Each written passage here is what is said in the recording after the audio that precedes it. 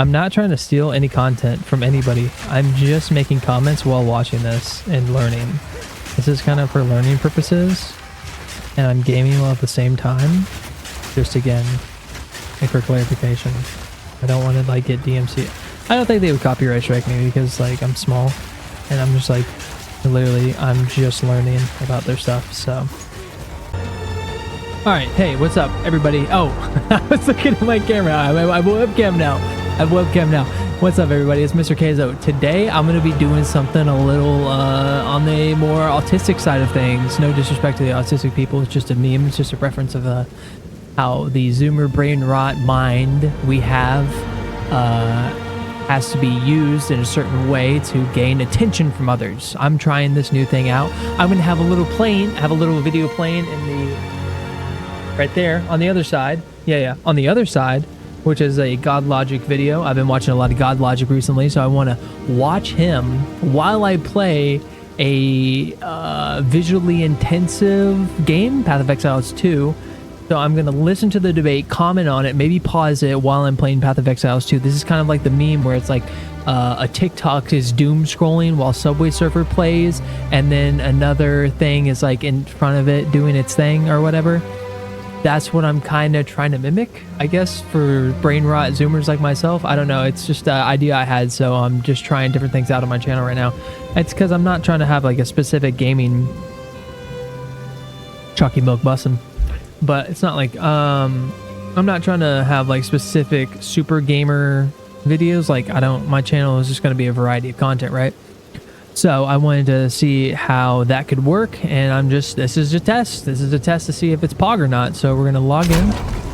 All right, let's see. Check out the webcam. The webcam is fire, no? Okay, so this is Lady Sigma. I don't know if I think I'm just gonna go farm. I'm gonna go farm because I'm trying to beat this boss, and it's not working out for me. So. I'm gonna let's go create a portal, and I'm just gonna work my way back here because I can't. I'm not good at this game. I don't know why. I mean, I've beat every boss and I can't kill the freaking Wolf of Ogman. It's just he's the end boss of Act 1. I just cannot. I'm level like 19. What like there's so many different buttons with this game. Let me see. I haven't even started the video yet. Actual L me. I'm level 19, yeah. All right, so let's start the video. What does it mean to be true God? It has no meaning. That's something that Christianity makes up. Oh, so you don't believe that Allah is the true God? It's kind of incoherent when there is only one God. It's incoherent. Hold on, bro. They found clay tablets predating the Hebrew Bible by centuries. They revealed the biblical prophets were quoting Canaanite myths and legends about polytheistic worldview and gods. Okay. Those are what is the word tree? No, okay. You just used the same word in the definition.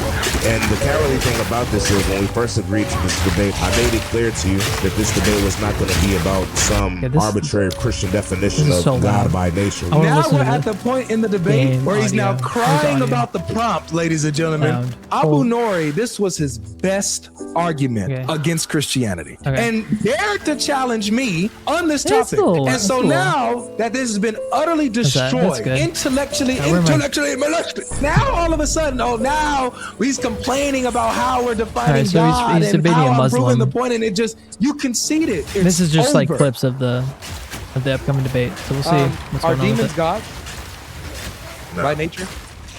No. gods. Okay.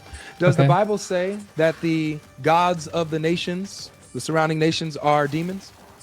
Yes. The Bible contradicts itself. No. Oh, okay. So the Bible contradicts itself. When we read your But Bible, I thought it was the word of Allah. Your Bible says that the devil. But some of it's corrupted, right? Hebrews 1 verse 5 says that when demons sin, they are cast into hell until the day of judgment with gloomy chains.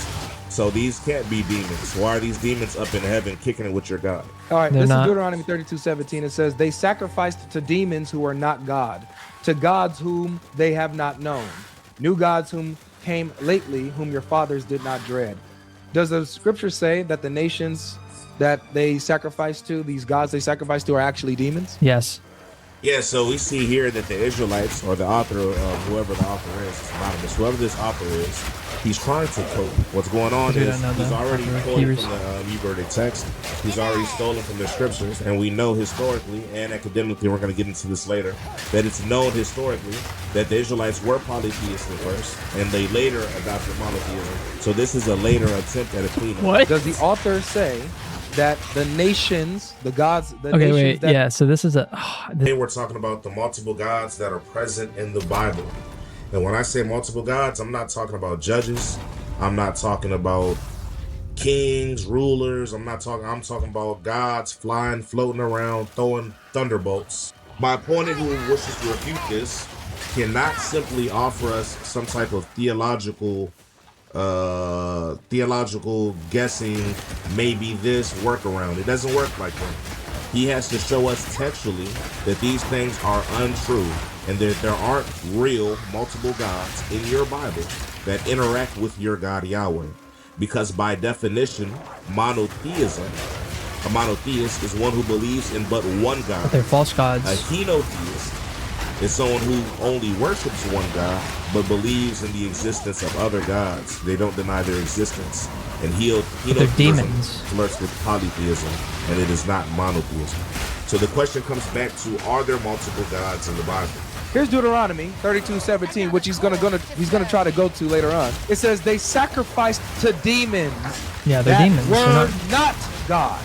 Yeah. To gods they had never known, to new gods that had come recently. So if they call them gods, that doesn't mean they're actually gods if they're demons. According to the Bible, are these demons. true gods by nature? No, these are demons that they're worshiping. Yeah, exactly. Demons that they're sacrificing to. Let's keep going. Jeremiah chapter 2, verse 11, it says, has a nation changed its gods, even though they are no gods? Uh-oh. Looks like the Bible is explicit that these things that they worship, these objects of worship, these idols, these gods of the nations are not actual gods by nature, but are demons, are idols, are worthless. Let's keep going. For all the gods of the peoples are worthless idols, but the Lord Yahweh made the heavens. You guys see that? Now let's make this clear, because I like for us to see the name of God.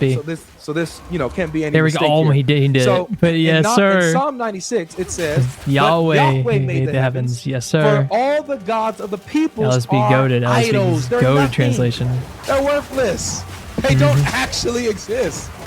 That's what the Bible authors are teaching. Let's keep going, guys. I mean, this can be contributed like 8. When however, at that time when you did not know God, you were slaves to those and then which Elijah by was like, nature are maybe she's asleep or taking a crap. What are we doing here, man? what are we doing here, Bell Boy? What is this? According to the Bible, it is explicit. It's not hinting. There's no confusion. According to the Bible, these gods are not gods by nature. Rather, they are demons, idols, figments of imagination, nature. Let's keep going. 1 Corinthians chapter 10, verse 20. Watch what he says here. No, but I say that the things which the Gentiles sacrifice, they sacrifice to demons and not to God. And I do not want you to become sharers in demons. The Bible is explicit. The Bible is clear. There is no other God other than the true God Yahweh. So here's Deuteronomy 32. So in the Masoretic text, they've actually altered it from its original reading. The Dead Sea Scrolls, which is to the right, has the original reading. If there's nothing to see here, why are the transmitters of the Bible corrupting your Bible and changing what it says? So let's read what the Masoretic text says. It says, when the Most High gave the nations their inheritance, when he divided humans, he fixed the borders of people according to the number of the sons of Israel. The issue is that this is talking about the Tower of Babel, and Israel wasn't even a thought. Let's read the Dead Sea Scrolls, which the Septuagint also agrees with. The Dead Sea Scrolls reads, when Elyon gave the nations their inheritance, when he divided humanity, he fixed the borders of the people according to the number of the sons of God, the Beneo Elohim. The very next verse says, Yahweh's portion is his people, Jacob, his allotted inheritance. So we see here two things. We see here that Yahweh is inheriting from Elyon. Elyon didn't say he was going to divide the nations amongst himself in the Bnei Elohim. He said he was going to divide it amongst the Bnei Elohim. Yahweh received a portion.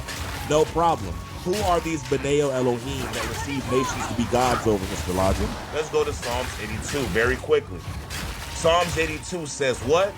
God. He's going to Psalm 82. Okay.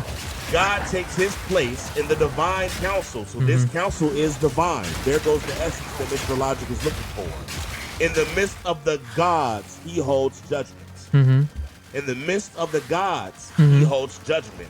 For how long will you defend the unjust and show partiality to the wicked?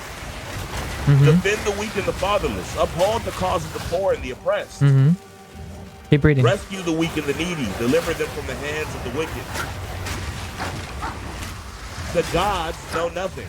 They understand nothing. They walk about in darkness. All of the foundations of the earth are shaken. I didn't know humans shake the foundation of the earth. I say ye are gods, all sons of Elyon. Why you shall die like men. Popping up here? Ye are sons. You are, I say ye are gods, sons of Elyon. You shall die like men. Will die like mere mortals. What do you mean I'll die like a mere mortal? I thought these were just regular people. He's saying that Elyon, the Most High, like I said before, is giving Yahweh Israel, that he gave Yahweh Israel. Now, here's the thing about this.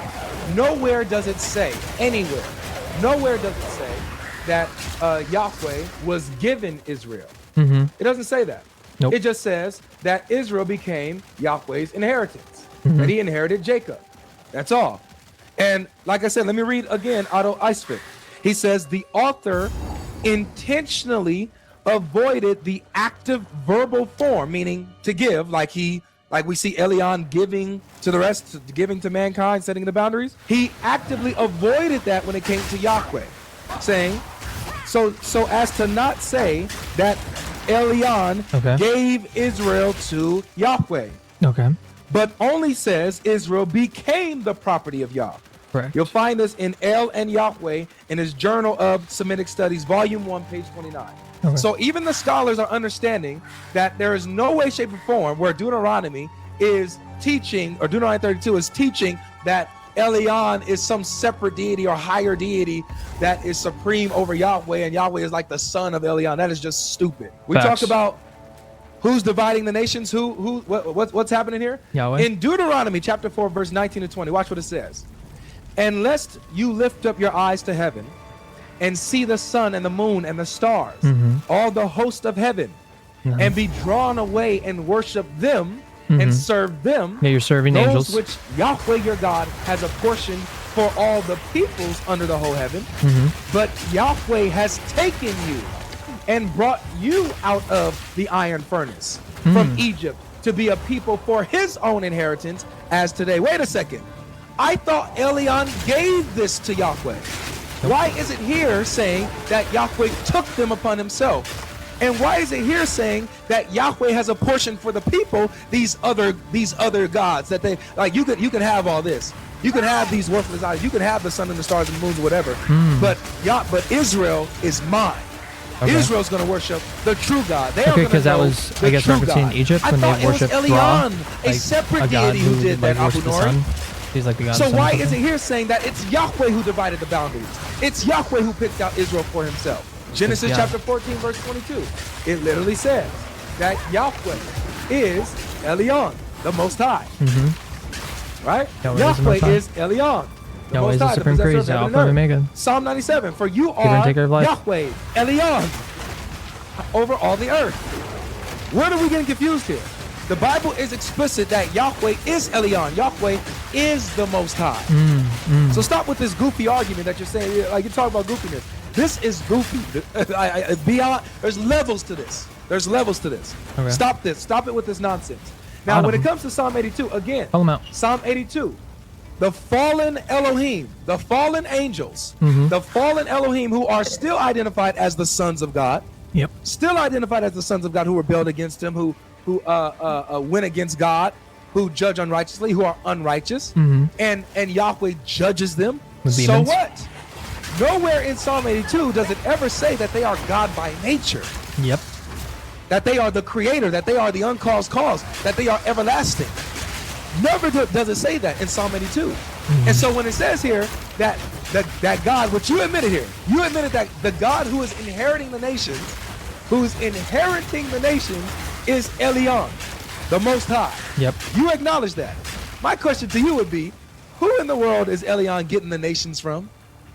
Since he's inheriting the nations, who's giving him who's giving the Most High the nations? Who's giving that? That would be illogical because you can't give the Most High the nation because he's the Most High. What do we see, ladies and gentlemen?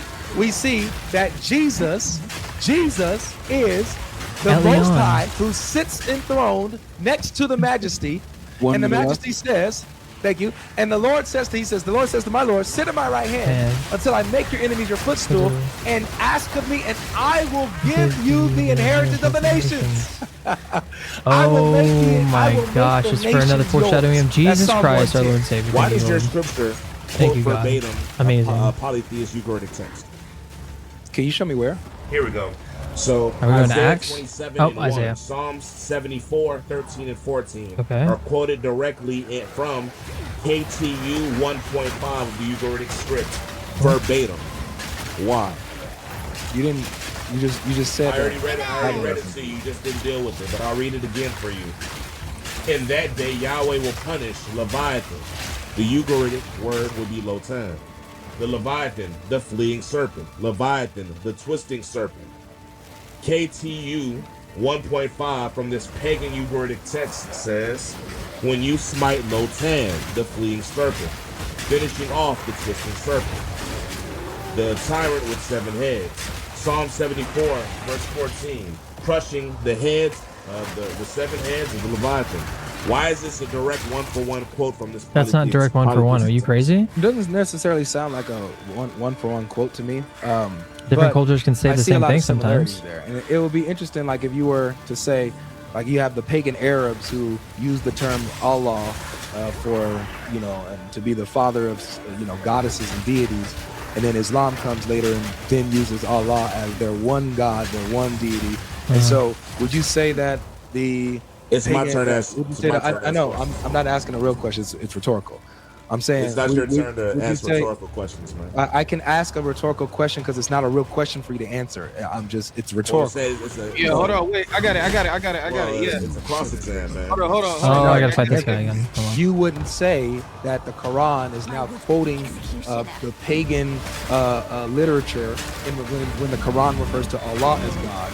Just like when the pagans before referred to Allah as God, you wouldn't say that.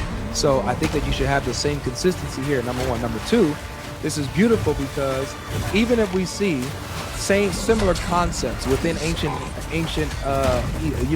Middle Eastern theology, we see similar concepts. That doesn't mean that there's a copy or there's a direct quote or it's stealing from. What we do see though is how the biblical authors engage with the polytheistic and pagan theologies of the Gentiles around them, and they demonstrate that Yahweh is the true God over what they call gods, over who they think is Paul when he preached in Athens. And the biblical authors place Yahweh as mighty over them. That's what you're seeing at this place. Yeah, okay. If something is referred to as an Elohim, does that mean that it's God by nature? What do you mean by nature? That it's the true God, the living God, the everlasting God, creator of heaven and earth. Is that the definition of the true God? Yes. I just answered you again. So now no problem. So no problem. Human beings are part of it. That's not what I asked. I'll ask it again. Does the word Elohim depict a God by nature just by the word itself? Okay. It can at times, and at times it doesn't. So by the word itself, it doesn't, but context will tell you what it's referring to. Correct. Correct? That's correct. Okay. Well, then in that context, does it... The Elohim that God is judging over. Can you show me in Psalm 82 where they are gods by nature, that they actually possess the divine essence? Yeah, what is your God called, that counsel? Why are you asking me a question? My bad. They're called the divine counsel, right?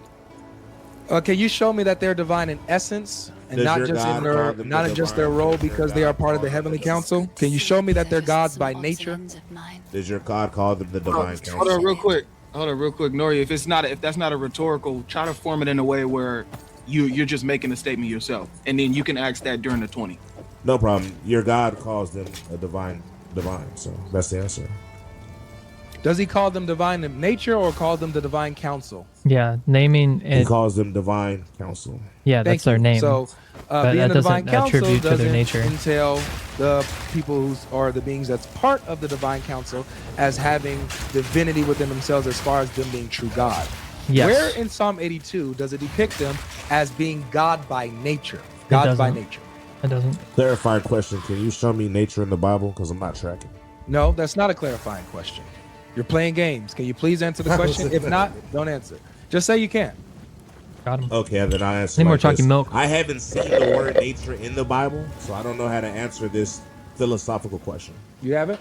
The word nature, divine. If it's philosophical, then why would you need the Bible to define how much time it? do I have left? We have 1 minute left. Wait, what? 1 minute left? I can't answer this philosophical question because you don't define nature in the Bible. Deuteronomy 4. Watch what it says. For a philosophical question, you would need to define something in the Bible, correct? If you're saying nature, you can just have a different definition of nature. And be drawn away and worship them and serve them, those which Yahweh your God has apportioned for all the peoples under the whole heaven.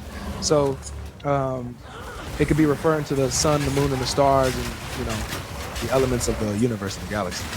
You said that was Deuteronomy what? Deuteronomy 4. Deuteronomy chapter 4, verse 19. Verse 19. Let's go look at that real quick. Let's go look at that in the Hebrew. Yep. Cool. 1 second. It's a good debate. Take your time now. It's slow. I like it. I don't know if I need to start pausing Bro, anymore. you conceded that there's other beings up in heaven with your God throwing down lightning, man. Yeah, they're not God. No, they're not God. They're not God. They're not God, but they can be other beings like angels. You can see that they're not God by nature. Yeah, they're not God by nature. They're you angels. See that they're not God by nature. Sure, they're angels. That's a category. All of a sudden, you don't know what nature means. You don't know what truth is. I don't know. Hey, bro doesn't know what nature is. Yeah. Talk is all that philosophy that's not in your Bible. Like it's right here in the Bible. No, it's not. He's literally just showing you told me divine essence once. You just made that up, man. Just made that up, man. Hey, divine essence, he made that up. Show me that in the Bible. Well, I can't. Can you show me God's throwing lightning bolts? Well, I can, but this is tough, man. This is tough. Now, in order for Abu Nori, he needs the words divine essence to be shown in the Bible for him to understand what that is. That's amazing. Yeah, for you to tie the definition of what a god to that is crazy. So you're telling me that basically the Greeks are not polytheists because they don't actually believe in real gods. They are polytheists. They are polytheists. They believe in multiple gods. Those entities are gods by nature. Yes. They're God by nature. You just said that there's only one nature, sir. You said there's only one divine essence. You don't even know what nature means.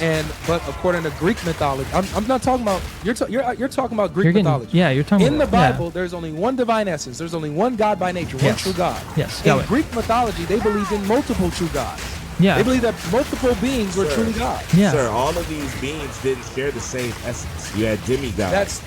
Hold on. I know. Yeah, that's a different category, though. The true God is someone who has this divine. Yeah, demigods are the same as gods in Greek mythology. According to the polytheists of the past, who all had different essences, but were still gods. Yes, they believe that these multiple entities were true gods. Yeah. Multiple true gods. Yeah, by Zeus, true gods, Athena, and all they that. shared the same essence. Meaning that they have divine essences, that there is multiple divine essences. Yeah, multiple divine essences. So as long as they were some type of divine, that was polytheism, right? No, not some type of divine. That divine their essence is divine. Yeah, that their essence is truly godhood. Yeah. That's what they believed about their multiple entities. Yeah. So in the Bible, in the Bible, it does not teach that these other entities are truly God, that they are truly divine in essence. They're demons. It doesn't teach that. It teaches that there's only one true God, as Jeremiah says, as John 17 says, as 1 Corinthians 8 says, as Galatians says. It says that these things that they worshiped and sacrificed to are not gods. True. Yeah, they can come and say that later on the answer. Okay. Do you agree that there is a concept in the Bible of God by nature? In the New Testament, you just showed us the the Bible. verse. In the New Testament, you just showed us. Is the New Testament part of the Bible? Yeah, that's right. Okay, so is that a yes according to the Bible, it does have a concept of God by nature? Yeah, sure. Okay. So the reason why why would you agree to that if you don't know what nature is? It has other concepts of the term God, but not by nature. The reason why it was important for you to admit this, the Bible does have a concept of God by nature, is because you started off, your opening statement, you started off saying, I'm not talking about gods by like judges. I'm not talking about just gods who have rulership or whatever. I'm talking about gods who have power, gods who have sovereignty, gods. You were talking about gods by nature, actually being gods, being actual divine beings. And so with your concession that the Bible does have a concept of God by nature, it explicitly excludes everything else other than Yahweh from being God by nature.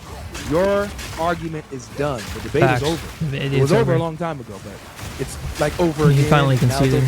Once you just got it out of him. It's over, brother. Yeah. I don't even know what we're doing here anymore. How much time we got left, Life? You're cooked. Or just cut. Ibn Masud is one of the four that Muhammad told you to take the Quran from. Are we gonna do, how that was 27 minutes. We can do another one. Let me go find another one real quick. Pause. You don't know if you can prove something? Okay. All right, we're at the next one. This is the atheist one. I want to see all these claims if you can't prove anything. God logic with an atheist. All I can do is give you evidence, whether you accept the evidence is on you, you know? Where's the evidence? What do you want to know? What argument is he going to use? Whatever you're trying to prove. What do you need to, what are you trying to disprove? What do you believe? Oh my gosh, I'm going to die. I died. It doesn't matter what I believe. I need you to prove what you believe. It does matter what you believe, literally my friend. does matter I'm not what you here. believe, I believe in things that I can see, touch, feel, and recreate. Are you an atheist? I'm agnostic. Okay. Can you touch love? Metaphysics. No. Does love exist? I believe in emotions. Why? Do you believe in love? Yes. Is it because maybe because it's believe in emotions? Can you touch emotions? You can feel them. Nope. You can feel them. So you do believe in things that you cannot feel, touch, taste. No, I can feel. I can feel love. I can feel emotions. You can't touch them. So you can put love on a. It's not a five senses though. On a weight. Can you weigh it? Nope. No. Can you weigh emotions? No, but I can feel love though. Yeah, but how? All right. Okay, well let's see. Trust me, I can feel love. Ah. So, but is this a physical feeling or is this more of a metaphysical feeling? Metaphysical. I don't know because I don't know how to answer that. I would say both, just because your body can react to love a certain way, like your heart rate can increase when you're around a person you love. So, but we can move on. Again, I'm not here to disprove anything. The onus is not on me to disprove anything. The onus is on you to prove. Your claim is. Oh, it is. Okay. No, you can't. This isn't like an I'm not making interrogation. any claims. You literally are making claims. He literally made the claim of, I only believe in stuff I can touch. We're just reasoning together. Okay. So we're not. You did make a claim. Maybe not to me, but broadly you made a claim. You made a claim. You made a claim. What claim did I make? You said, I only believe in things that I can see, touch, hear, feel. Right. That's his your claim. Physical senses. Right. Those are claims. Right. So, but I don't have to prove any of that to you. I'm not trying to prove that to you. I'm not trying to put that onto you, right? I'm not trying to get you to. I'm trying to believe me. You're trying to get me to believe you. Oh no. I'm just reasoning with you, bro. Okay, so, well, listen. I think that very easily. Are you putting me on trial, or are you going to prove to me? He's having a conversation. You said God came down, manifested himself. All right, now I got to mute you because you're being rude. So let's listen to each other. It's too late. I'm not going to talk over you. So please, don't talk over me. That's why I appreciate Avery, because he's like, I'm just having a conversation. Based. Honestly based. You just said that you believe in love. Mm-hmm. You can't feel it physically. You can't touch it, see it. You can't weigh it. You can't measure it. But yet you believe in it. And you say you do feel it.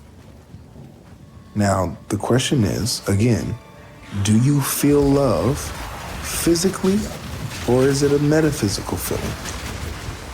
Go ahead and answer. can unmute your mic. Go ahead. That's what metaphysical. Okay.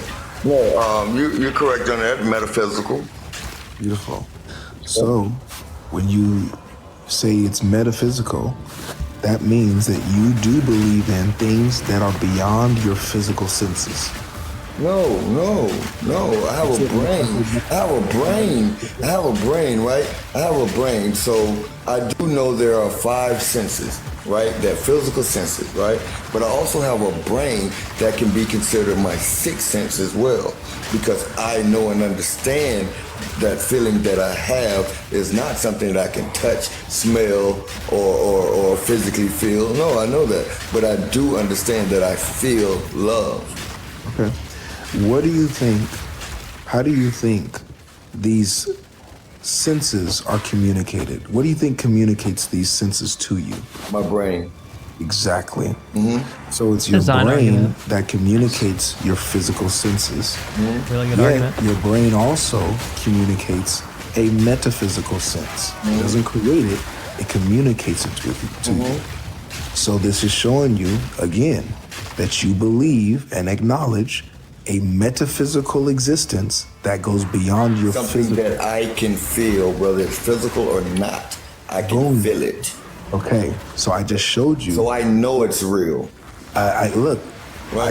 I just demonstrated it to you that you believe in something that is beyond your physical senses, and that's okay. Now, if you're looking for one-word answers from me, so you can continue on with your own narrative to try to frame it how you want, then we can do that. But if you would like for me to respond, because you're a very intelligent brother, I can tell, right? And you also know that every question isn't a full stop, yes or no, right? Agreed. So if I ask you a question, brother, and you feel like you want to expound on your answer, you have every freedom to.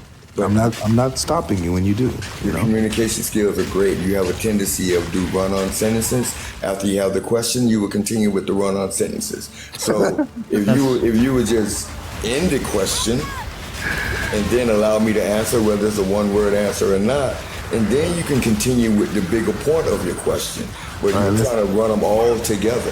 So you're he's just basically trying to be nice and say he's a Gish Gallop. Thinking of the original question, he's not Gish Galloping, but you moved on to 2 or 3 more questions, and that's how the conversation will get diluted. All right. Well, let's play fair. Let me try it. Let me try it your way. Maybe I'm moving a little too fast with my questions. Let me try it your way. Moving too fast. You know what you're doing. You're just trying to run them together so you can get a whole narrative out of 5 questions. He's trying to build a garden path so his argument can be structured properly. This, brother. It's just I go by. I listen. That's how arguments work.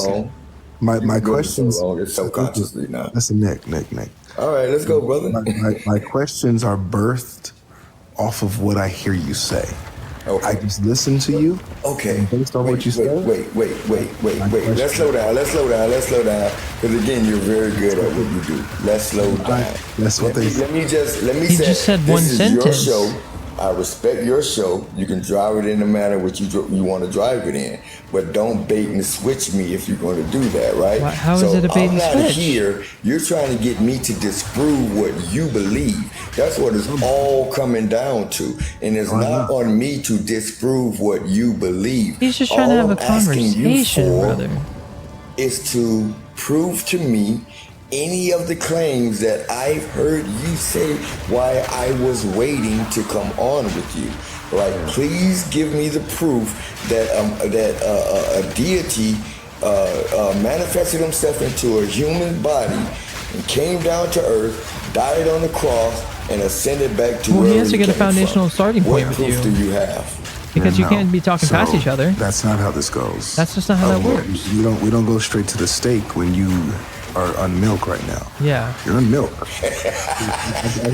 Literally. Okay. We're starting with the existence of God right now. We're starting with the existence of a deity, brother. You're getting to. Don't interrupt me, please. I just want to get to the steak because I know you're getting to it. I don't want to. But we have to set up we can't get to the steak yet, brother. And I'm going to acknowledge everything you say. Let's assume everything you're going to say is absolutely right. Let me finish what I'm saying, though. Okay. So we got to take the baby steps first. All right. I think you're enjoying this. I think you know. I like this conversation. I'm a challenge for you, and you're getting excited. You were just about to fall asleep 15 minutes ago. So let's go. Let's go. All right. So, based off what we just came to, we understand that there is a physical existence and there is a metaphysical get existence. some more chalky milk. Right? It's things that are beyond our physical senses, our physical world. Okay. So we agree there so far. Boom. Yep. So now we know that you're not a naturalist. Okay, you're not a materialist. Usually agnostics and atheists, when they deny God, because of what you said earlier. Don't deny God. That's a false narrative. They do not deny God. The atheists literally deny the existence of God. Again, our job is not to disprove anything. Our job is to simply say we don't know, and where's the proof? Nick, you say you do deny God. You literally deny God. It's really I don't deny God. You deny God. It's a way to try to get out of that stance the dilemma that you're in, that you now have to provide an explanation for the alternative. If you would not assume you have figured me out in 10 minutes. Wait, hold on. If you would not assume that you have figured me out in 10 minutes by 53 years of living, and you have wound it down to 10 minutes, if you would not do that, the patience Avery has is God bless him. Do I believe there is a God? I couldn't do it. You already did. You already did it. You asked me, was I atheist? I told you I was agnostic. You deny God, bro. Stop playing like you don't. You deny him. I don't. Okay. I don't. You saying you don't know? Let's see if you do or don't. Let's continue. Okay. You neither prove nor deny, but like, no worries. You just don't know. You're not a naturalist. You're not a materialist. So you acknowledge a metaphysical existence. Mm-hmm. Do you believe? I acknowledge my brain. Good. Do you believe in the laws of logic? No, of non-contradiction, excluded middle, and identity. Again, a loaded question. I mean, what's logical for you may not be logical for me. There's a concise. Say yes, I do. Okay. Can you feel the laws of logic? No. See, oh my God. What is? Oh my God, man, this is an old argument, man. I'm so tired of this argument. There was a song, right, when a guy came, a gospel song, when someone came up and said, how do I know God is real? Can you feel God? Can you touch God? Can you see God? And the man said, well, can you feel pain? Can you taste pain? Can you hold pain? Whatever it was, then how do you know pain is real? That's an old gospel song, what you're trying to do to me. But none of that is going to disprove or prove anything to me, right? It's not, because I cannot prove to you that I feel love. I can only tell you that I feel love, but I can't prove it to you. And so the bottom line is, no matter what you believe or what you spew out, you cannot prove it to me. Do you feel the laws of logic, yes or no? No. It depends on what your definition of logic is. So what do you the define as to be main logic? pillars of logic? There's what is called reasoning and logic. And these are metaphysical concepts I understand. that are real. Metaphysical realities. Okay? Absolutely. Can you feel them? Can you feel the laws of logic? No, you can't. Like Sense them. I can sense them. Can you feel them? Physically, no. You said you can sense them. Can you sense them physically? You just said physically, no, right? No, I can't sense them physically. You can sense them metaphysically, I guess. I don't know how you would sense. In the laws of logic, I don't know. Although you can't see them, I don't know or feel them, touch them, taste them, hear them, you believe in what you cannot physically sense. Do you believe what I've told you so far? Yes. Yep. And all you have is a belief. No, I have knowledge. I believe in what I know. As far as what I've told you about me. Yes. Yep. All you have is a belief. No, we have knowledge. knowledge. I have that knowledge. I know that about you now. Come on, man. See, that's what separates theists from non-theists. That we have knowledge. So the point of I know, or it's the absolute versus the I don't know. Well, it's there's some things we don't know. So okay. So we got to the point, bro. Remember when I asked you? The only reason why I took you to this road is because of what you said to me. Absolutely. I asked you. Right. You believe in God, right? He said, "What? I don't know." Atheist? You never asked me about believing in God. Yes. You asked me about atheists. You said, I only believe what I can touch, taste, and see. Touch, taste, feel, hear. And he just disproved that claim. Right. He just proved that claim. That's not a disqualifier of God. Let me just finish. Okay.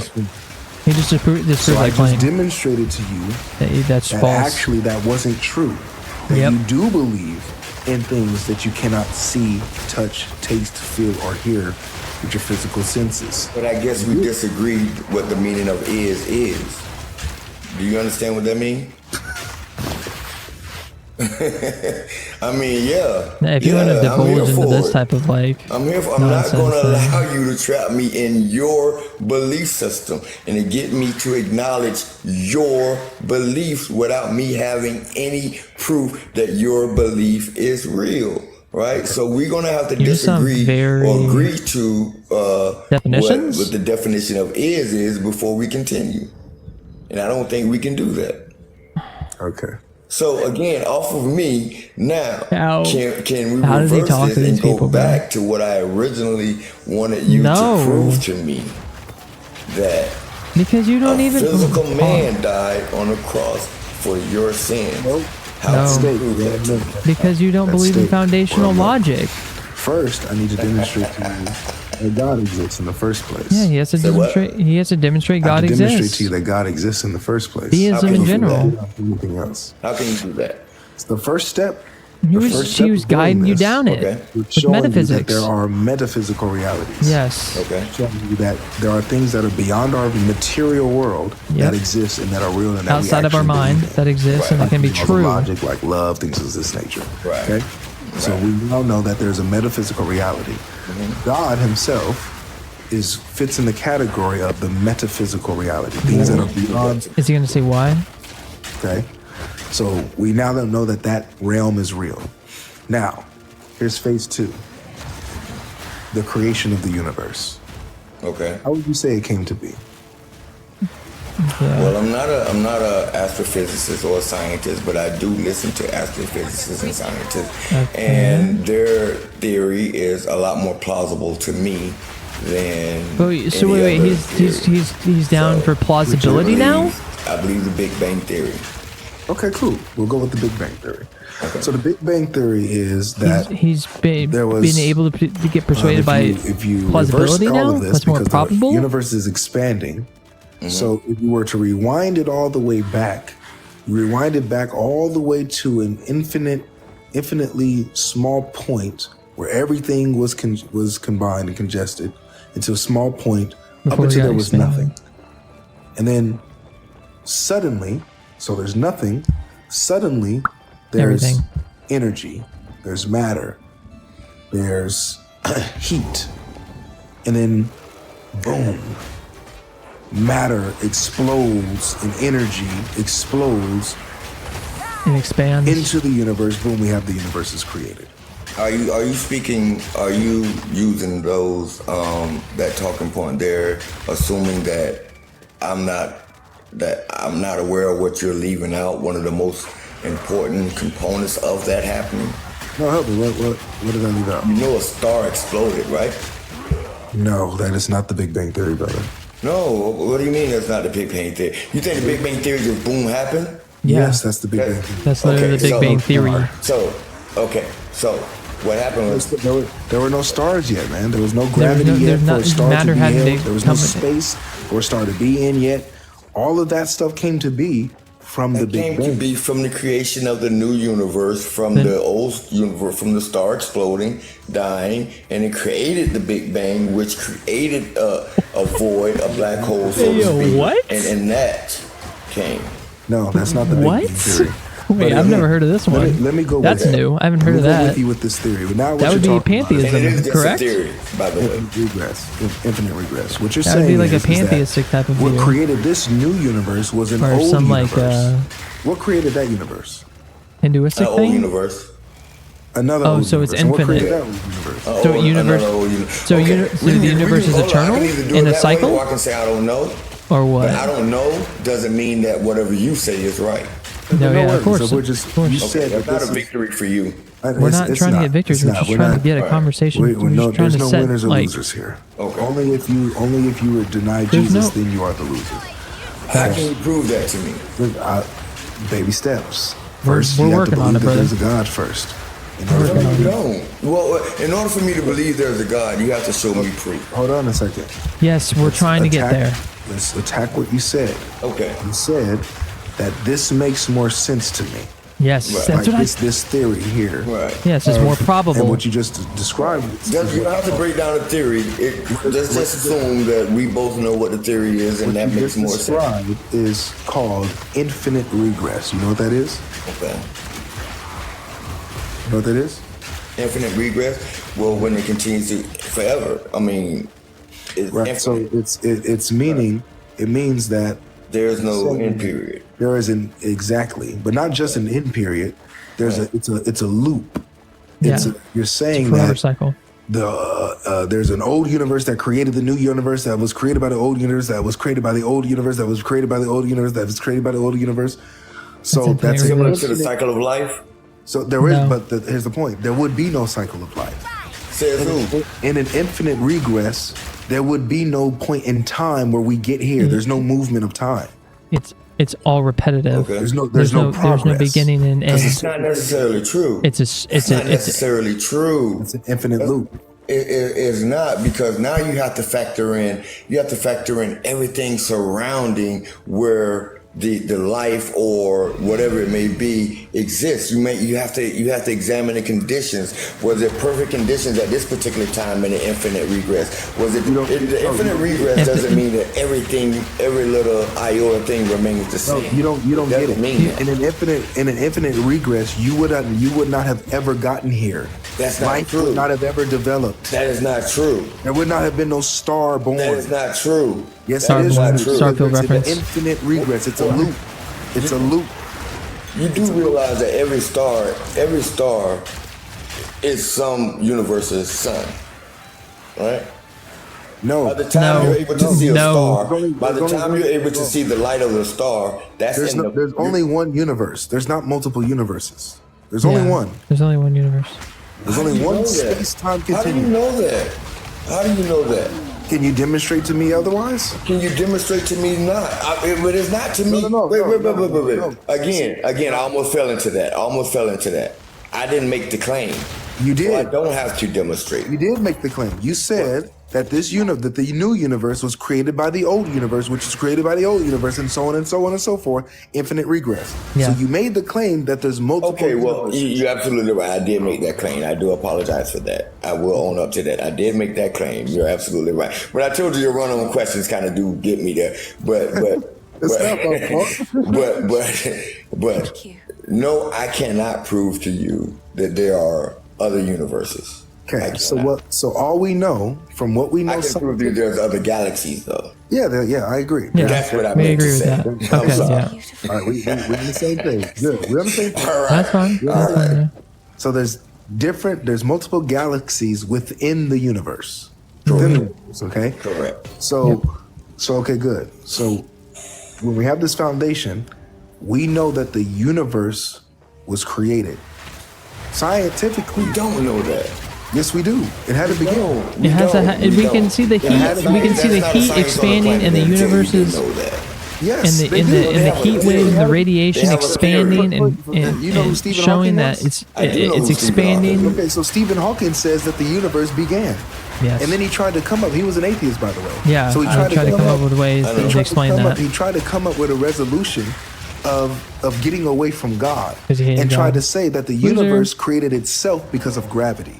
So, So stupid. Facts. okay. And Stephen Hawking was a genius, by the way. Right. That's how stupid. That's how stupid. I do understand that. I do understand that. But a lot of other. Let me say this, please, because this is for the edification of the room. Okay. This is how foolish atheism would make a genius. A genius would become a fool in an instant when they reject God, Yep. because now they're saying things that are inherently contradictory. You cannot say the universe is created, however, it created itself. Yeah. That would mean that the universe had to pre-exist its own creation to create itself, and that's just a contradiction. That's stupid. It's false. It's logically incoherent. Willing to say that Stephen Hawking was considered to be a genius? He was a genius. Okay. Would you also be willing to admit that Stephen Hawking had multiple failed theories? Yes. Sure. So why not mention that? Why focus so much on that one particular theory? I'll tell you why. Because it's irrelevant to the point you made. We're talking about the universe. Not one known scientist that would say we know that the universe had a beginning. I'm telling you, they do say this all the time. And I'm very familiar with Stephen Hawking, and I have to go back and look that up for myself to see if that was actual or for me to perceive it in more context. It's in one of his books. And I forgot the name of the book. I did a report on it. It was because I was just so amazed by it. But I forgot the name of the book. But it was in one of his books. Stephen Hawking. How long have you been a theist? All my life. Okay. So would you admit as a theist that you went into this book a little biased? Yeah. No. It's just simple. I saw the title. I saw it was Stephen Hawking. I had to see what he had to say. I would say when you got to that part of the maybe book, like a I'm biased towards truth, if you want to say that. When you got to that part, yeah, but whose truth? God's truth. There is no whose truth. No. Oh, here's another thing. So he's subjective. You believe truth is subjective? He's a relativist. It can be. There are some subjective truths. Is that what you just said? Is that objective or subjective? Subjectively true. It is absolutely. However, if there's an absolute, then it's subjective. However, if it's absolute, it's subjective. My point is. What do you mean? Wait. You didn't answer. What are you talking about? How is that point prove your point? Because you just said some truth is subjective. Truth can be subjective. Yes. Is that claim objective? Truth. Okay, let me ask you this. When you said that was a subjective truth, is that an objective truth that it was a subjective truth, or is it also an objective truth that subjective truth comment was true? So do you see how that's a contradiction? You're contradicting yourself. I didn't make the rules, brother, but you know what I know. God did. I didn't make the rules. God did. Look, I know you didn't make the rules. God did. Like I stubbed my toe. Hold on, Nick. I stubbed my toe. It's very painful. My girl cheats on me. It's very painful. Hold on, please. God is the one who made the rules. Yes. And when you start to go against the rules, you begin to float on a position that is baseless. Yes. That is, you have no foundation on it. That's why people like your brain doesn't make the rues around you because you just agreed to metaphysical truth. You agree to logical categories. Refuting. That doesn't make any sense. That doesn't make any sense. Will argue that what Stephen Hawking said. He will argue that. Yeah. He will argue that what Stephen Hawking said, and he's also an atheist. I couldn't care less. I know, but my only point is this, man. My only point is I'm listening. Look, if pay attention to my style, like I'm watching you, watching me. Right. Pay attention to my style. Right. Every point that I'm making is based off what I hear you say. Based off what I hear you say, I address what you said.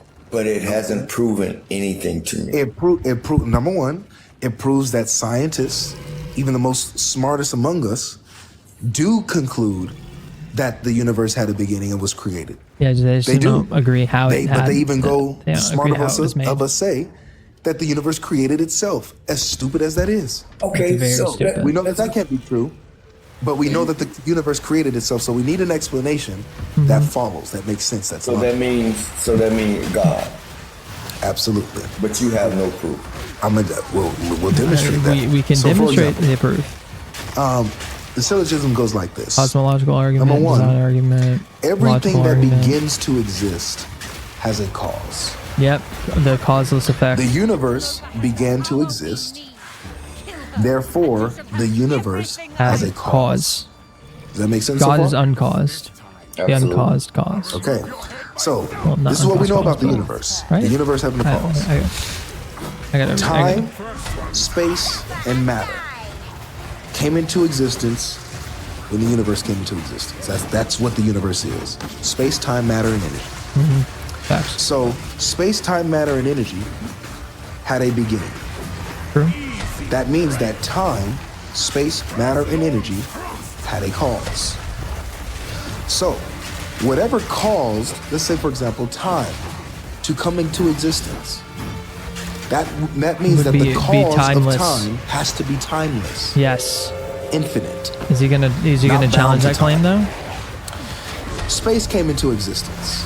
It has to be spaceless. So the cause of space has to be spaceless, not limited to space, omnipresent.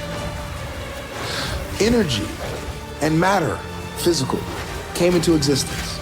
That means that the cause of matter and energy has to be infinite, tireless, and immaterial, not made of matter, not limited to matter in physical space. So, this is what we know about the cause of the universe so far. That this cause of the universe is infinite, timeless, spaceless, immaterial, not limited in energy, meaning all powerful.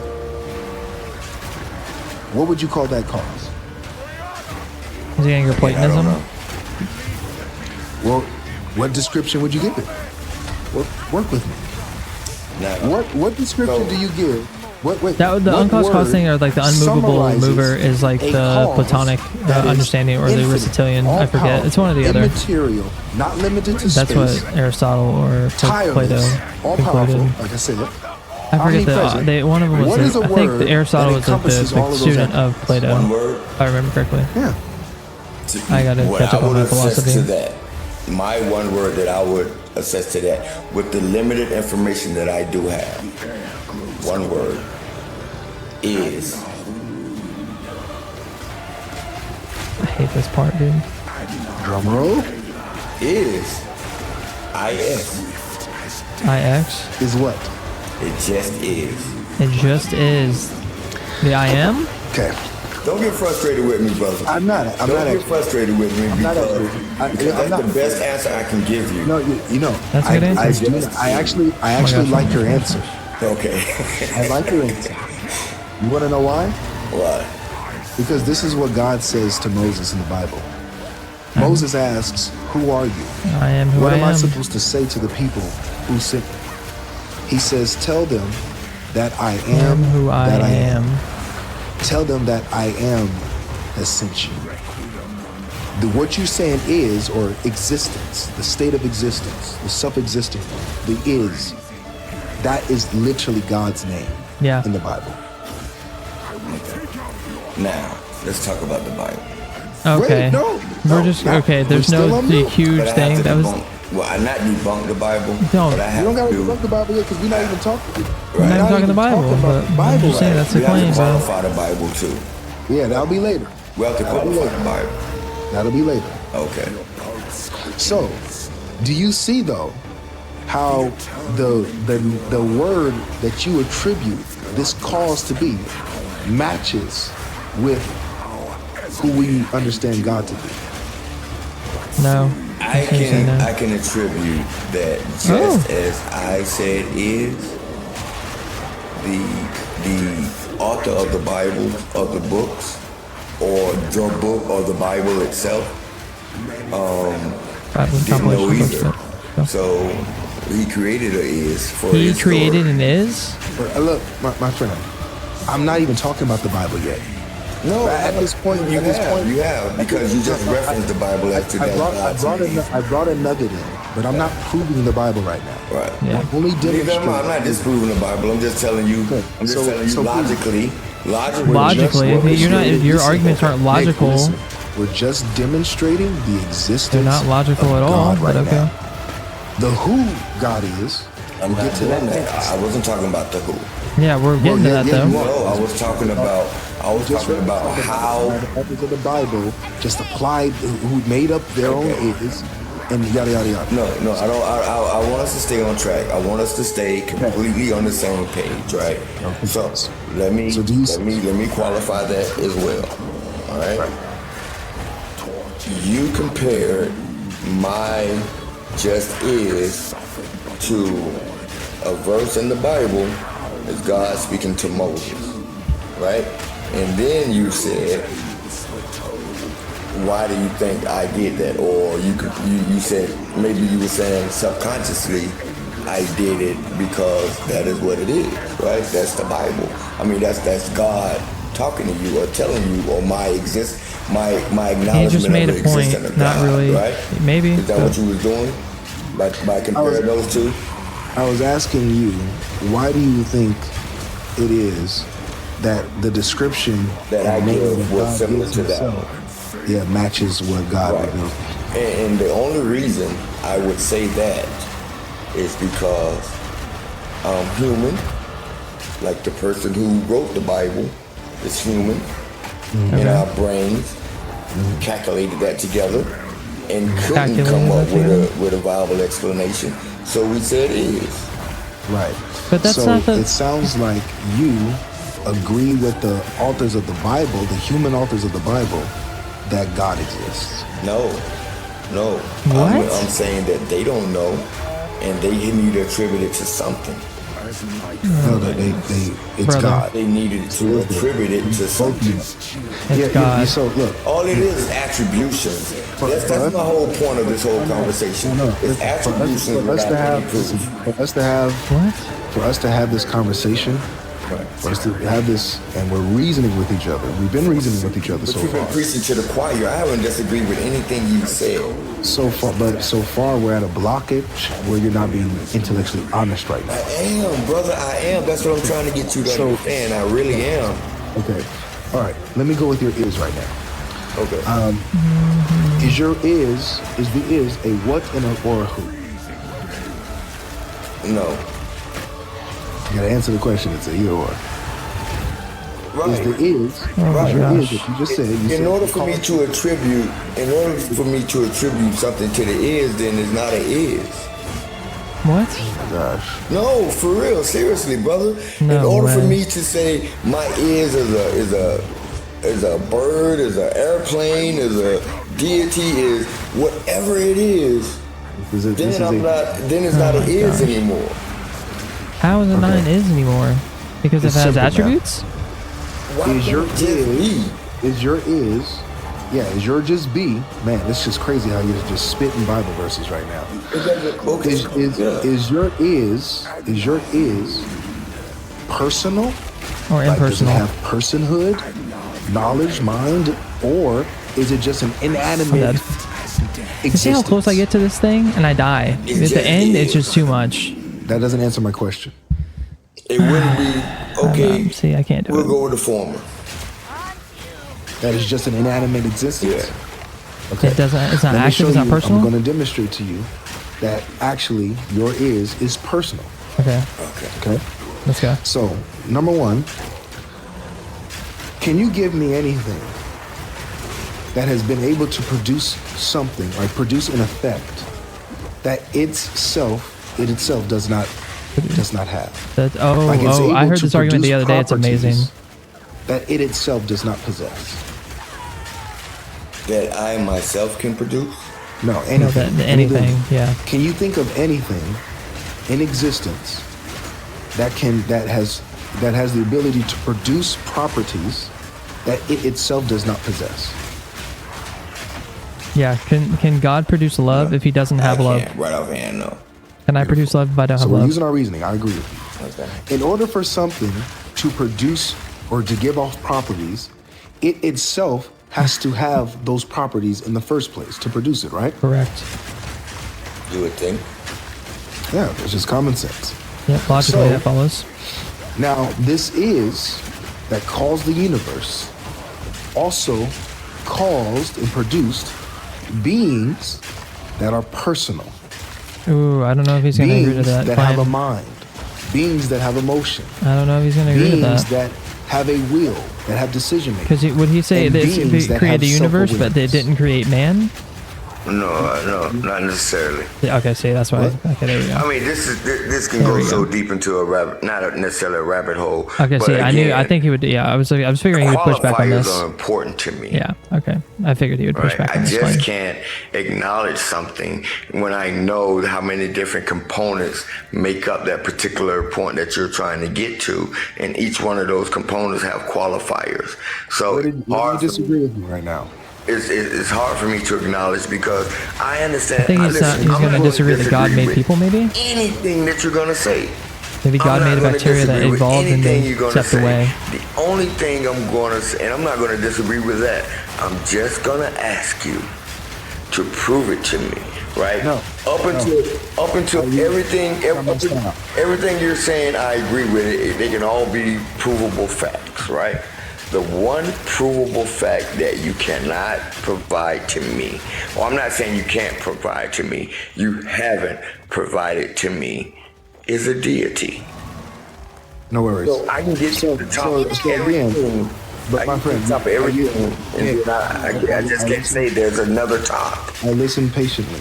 All right. What I just said, what part of what I just said do you disagree with? I told you I'm not going to disagree with anything you have to say. So you're bowing out of the conversation? No, I just... You're done reasoning with me? Okay. I don't disagree with anything you said so far. You say you don't disagree with anything I said so far? So far. Okay. In this line of questioning. Okay, never mind. I guess he's allowing him to walk into his garden path. Okay. Reason together. Yikes. It's bad. In order for something to produce certain properties, it has to itself possess those properties. Correct. Here we go. Okay. Now, we also said, this is what we know. The is, or the cause of the universe, which is your is, you're calling it the is. Mm-hmm. Yep.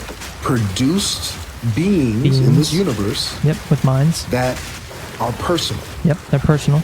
Produced beings that have a mind, that have emotions, that have a will, that have self-awareness.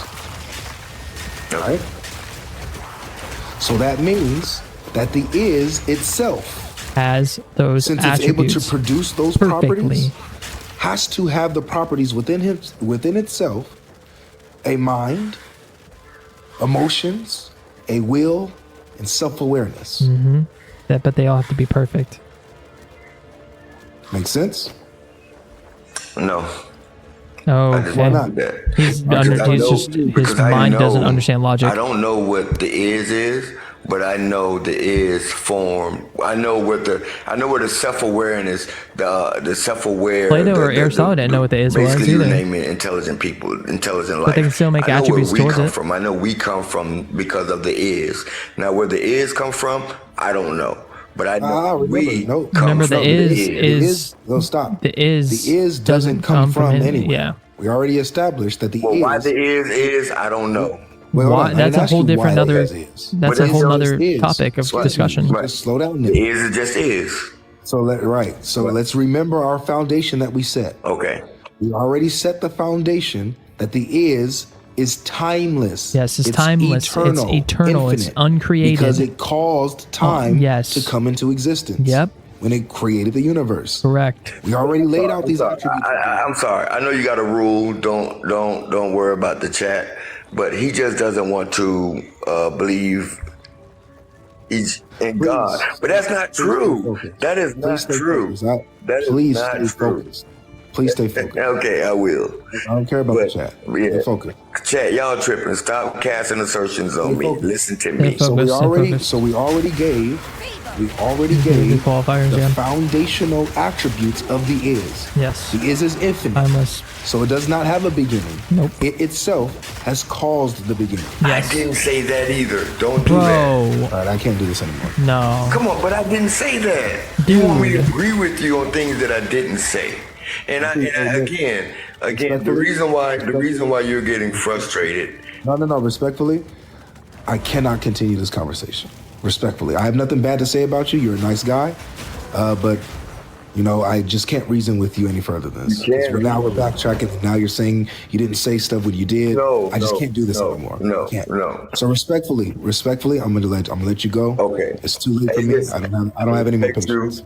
I respect you. I absolutely honor you. You make me proud, first of all. You really do. Like, I'm 53 years old, and I will hope that my son would be anywhere near to where you are as a person, as a representation. Bro, just not ready for it. I don't know. He just doesn't want to concede. He just doesn't want to. I love that. I think he just. I don't know. I respect that about you, but I just need you to prove to me what you believe. That's all. Dude, he was like, trying to, but you don't want to. You don't want to engage with the argumentation. You know, I'm a 53-year-old retired military guy who have beautiful children, love his family, love his country, charitable, all of those good things, right? But my only thing is, if you can prove to me, then I will believe it. But no, I'd rather know than to believe. No That's just me. Right. But again, I hope to come back on your TikTok one day, and again we can say, "Hey, Nick," and I say, "Hey, you know," but again, just because our belief systems on that one particular thing may differ, right? And it's not neither necessarily a belief difference. Just because I'm not where you are in your thinking doesn't mean that you and I couldn't be brothers and love each other. You know what I mean? Absolutely. So I appreciate you, King. You keep doing what you do, man. Thank you. I appreciate it. Thanks for the encouragement. That was really... Hey, but that's real, man, because more quote-unquote OGs like me, we need to give flowers to the young brothers like you. Because you are absolutely a stereotype breaker. And I appreciate that from you. Right? Now, we can get the other people who don't look like us to hear you. Maybe some things are changing in this country for my people. Wow, praise God. So I'm proud of you, man. Thank you. Thank you, Nick. All right, buddy. Be safe. You too. Yeah, he didn't want to engage with the argument. Basically, what the argument is going to be is that a deity or the uncaused cause or the cause of the universe time existence is timeless because he created time. He's omnipotent because he created. I'm seeing this on shut up. I can explain this. Just because I just watched it like recently. So he is timeless because he created time. He's omnipotent because he created matter. He's all powerful because he created all things, and he's intelligent. He has all supreme intelligence because he made intelligence himself. Like the fact that we as persons have intelligence and that we have the capacity to have knowledge. He is all knowing because he had to create that knowledge. So if he had to create knowledge itself, he's all knowing. Now, and he is since we have the attribute of love, or the metaphysical understanding of love, the feeling towards another for compassion, or in a sense of like positive care for another, in a relationship like relational. That's I saw the argument is God is multi-personal, that he is that because love exists, God loves perfectly because God created love, so he knows love perfectly. But how to show that love perfectly, he has to expound or express it to himself. And how does he do that? With another person, but that is of himself, has the same essence, correct? So that's why we see the Father having perfect love for the Son and perfect love for the Spirit, which are all in essence God, but they are multi-personal. They are three persons with the one eternal God. We have the Father, Son, Holy Spirit, but the Father is not the Son is not the Father, the Spirit is not the Father. But they're three persons, one God. We, as Christians, believe in one God, and people want to strongly be like, "Oh, you guys believe in three gods always, the Son, the Father, and we're not modalist. We're not oneness. We're not Unitarians. We're Trinitarians, which is the biblical understanding, which is the correct understanding of God, philosophically." From that argumentation, I heard from that's the Thomist perspective, if I remember correctly.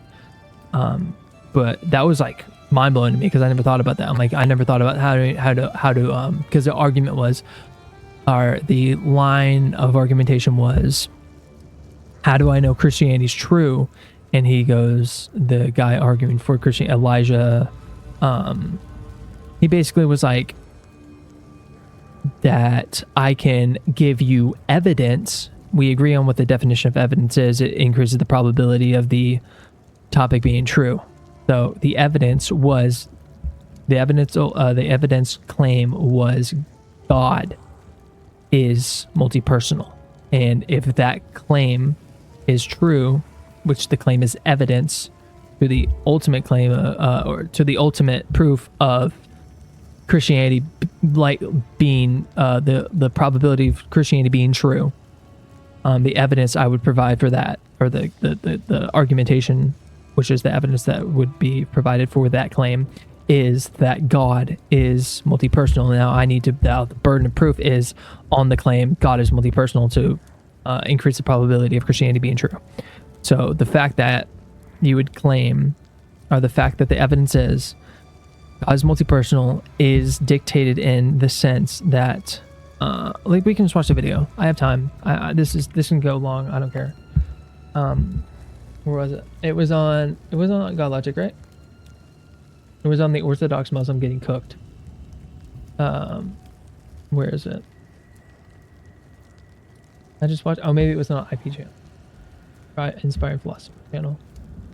Where was it? It was a live stream. Dude, I watched that. Dude, watching the Mueller TC freaking versus Andrew Wilson was like AIDS. It was like actually like AIDS. To my like, was it this? This is the short. I think. Are you sweating? So did you make a mistake there? Why are you sweating? Okay, so this is the short that basically describes it. Why are you sweating, bro? It's Elijah, a simple conversation. Elijah, don't run away from right before I came up here, you said it shouldn't be this hard for people to defend Christianity. Yep. I brought up one argument. Okay. You got scared. I brought up the second argument. I'm giving you a second chance. Oh, no. You said he used. I know. Are you sweating? Okay. So for you to pay someone the way. Oh. Go ahead, make the case for Christianity. Can you tell me if you agree or disagree with these I'll facts? tell you after you make your whole argument. When you wrong someone, the weight of your wrong is dependent upon the dignity of the person. Okay. God is infinite, so the weight of your wrong is infinite. Correct. So for you to pay for your debt, it has to be infinite. You need to offer something infinite, which is impossible as a finite creature. Yes. So because God, wait. Because God is just, as you agreed, God requires the satisfaction of all debts, pretty much all wrongs. Yep. Okay, I got you. Beautiful. So let me just grant that for a second. Okay. Can you show me? Can you show me that set up in the old system? You just said in order to have your sin done against an infinite being forgiven, you need an infinite offering or an infinite act of forgiveness. So can you show that your valid and sound argument is what the Old Testament considers? That's not even. Brother, that wouldn't even be a requirement. If you're that's not a requirement if it's a line of argumentation. Yeah. Just because I'm granting that your argument is valid and sound. Oh, you hear that? That's called conceding the entire debate. When I saw that, and I was like, bro is absolutely trolling right now. It doesn't mean because he said valid and sound. Bro just conceded the debate. If you're granting that it's sound, you're saying that it's true, which means that Christianity is true and you're cooked. No, appreciate you, gang. Are you gonna run away, Elijah? Run away? You just said, hey, everything that you said is true. But cool. What that mean about Christianity? Like, what are you talking about? If you knew the words that you... Let me find it. I watched it a minute ago. Oh, here it is. Boom. How long is this? Holy cow. Where's the argumentation? We gotta get to it. We gotta. They're like pure intellect, so they know full and well the wrong that they're doing. Intellect ain't to make at all. So, but for us and for our salvation, we depend on God. So that relation of dependence is one. That's our dependence upon God. Oh. Ask you, how doesn't that increase the probability? And then you ask me a question, why would it increase the probability? How doesn't that increase the probability? Okay. Bro, you know what I wonder? Why is it that when these guys go live, like, wouldn't you mean something that increases the probability of a conclusion? Okay, here we go. We're gonna start this. I'm gonna skip.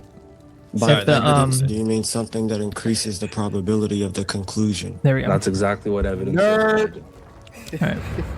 All right. That's important. This is a live stream. That's important. We're now important. We're now reviewing a live stream conversation. from Elijah and I watched IP this, and all he was them. There.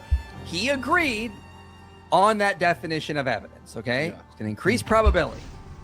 So anything that's going to increase the probability for Christianity is therefore evidence. Yep. And then when you give him evidence, what does he do? That's not evidence. Yeah. This is a good meme.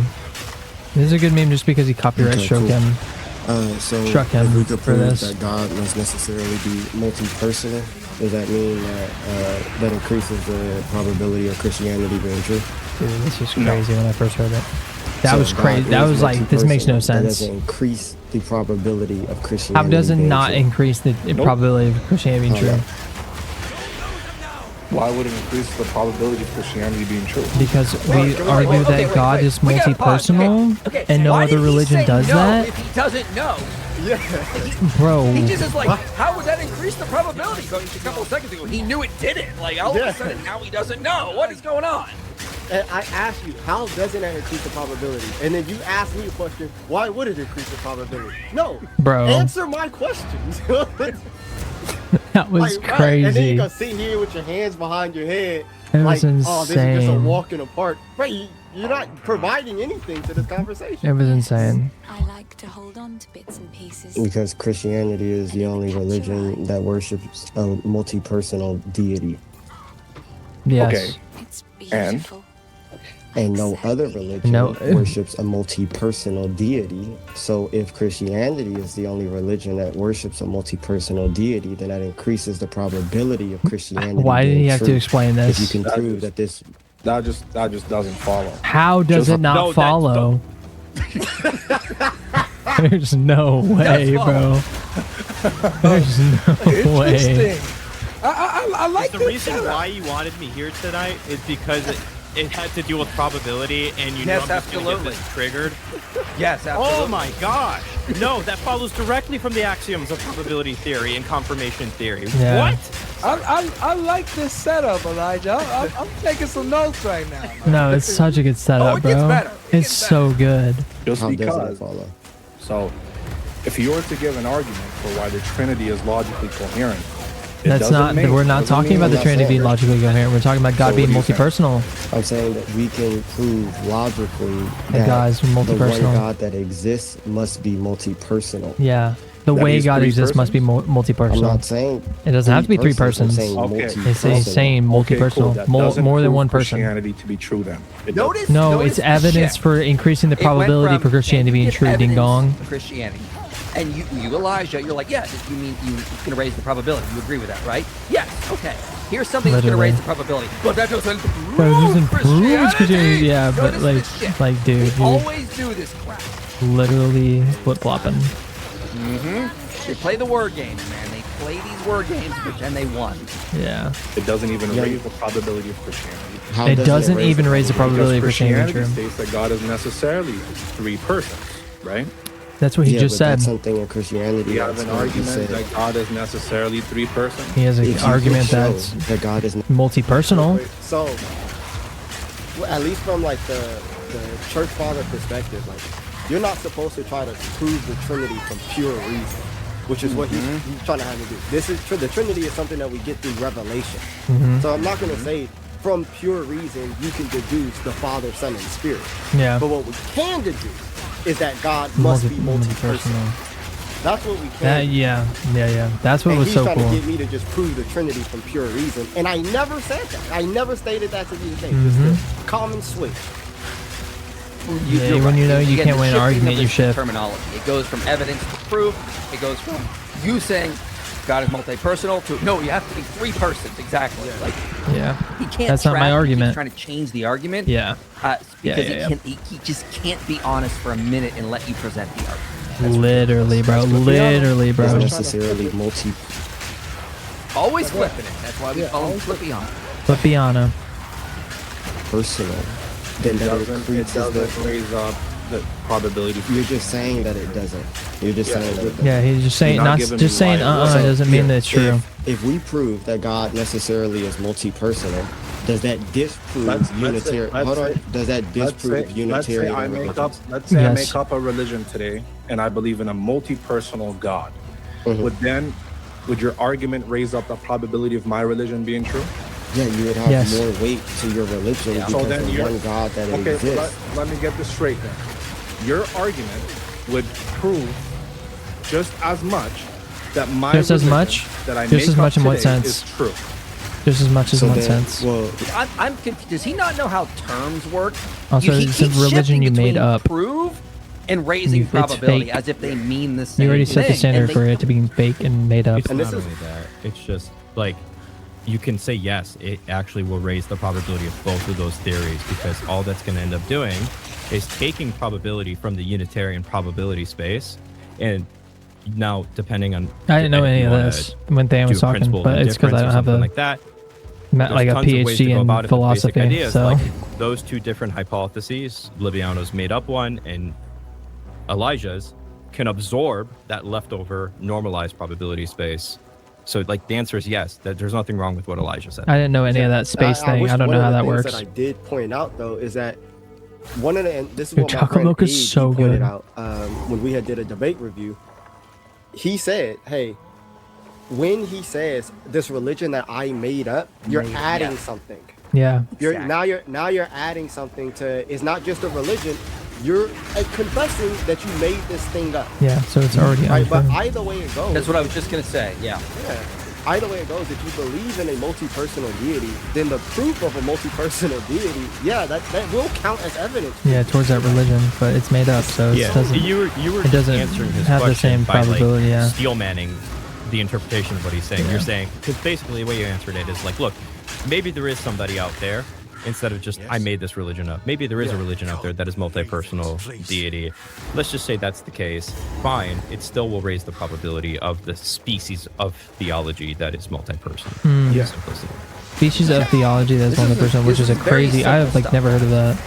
But it's like that's what I'm trying to study more, right? I'm trying to study more, and if I can do that while gaming, that's poggers. You know what I'm saying? If I make up one second, Elijah. So if I make up a religion now, Elijah, I'm and I doing good say with that this. my God is a multi-personal God, your argument would bring up the probability, the same exact amount. The same exact amount? I don't know. The probability of Christianity. I don't think so. Right?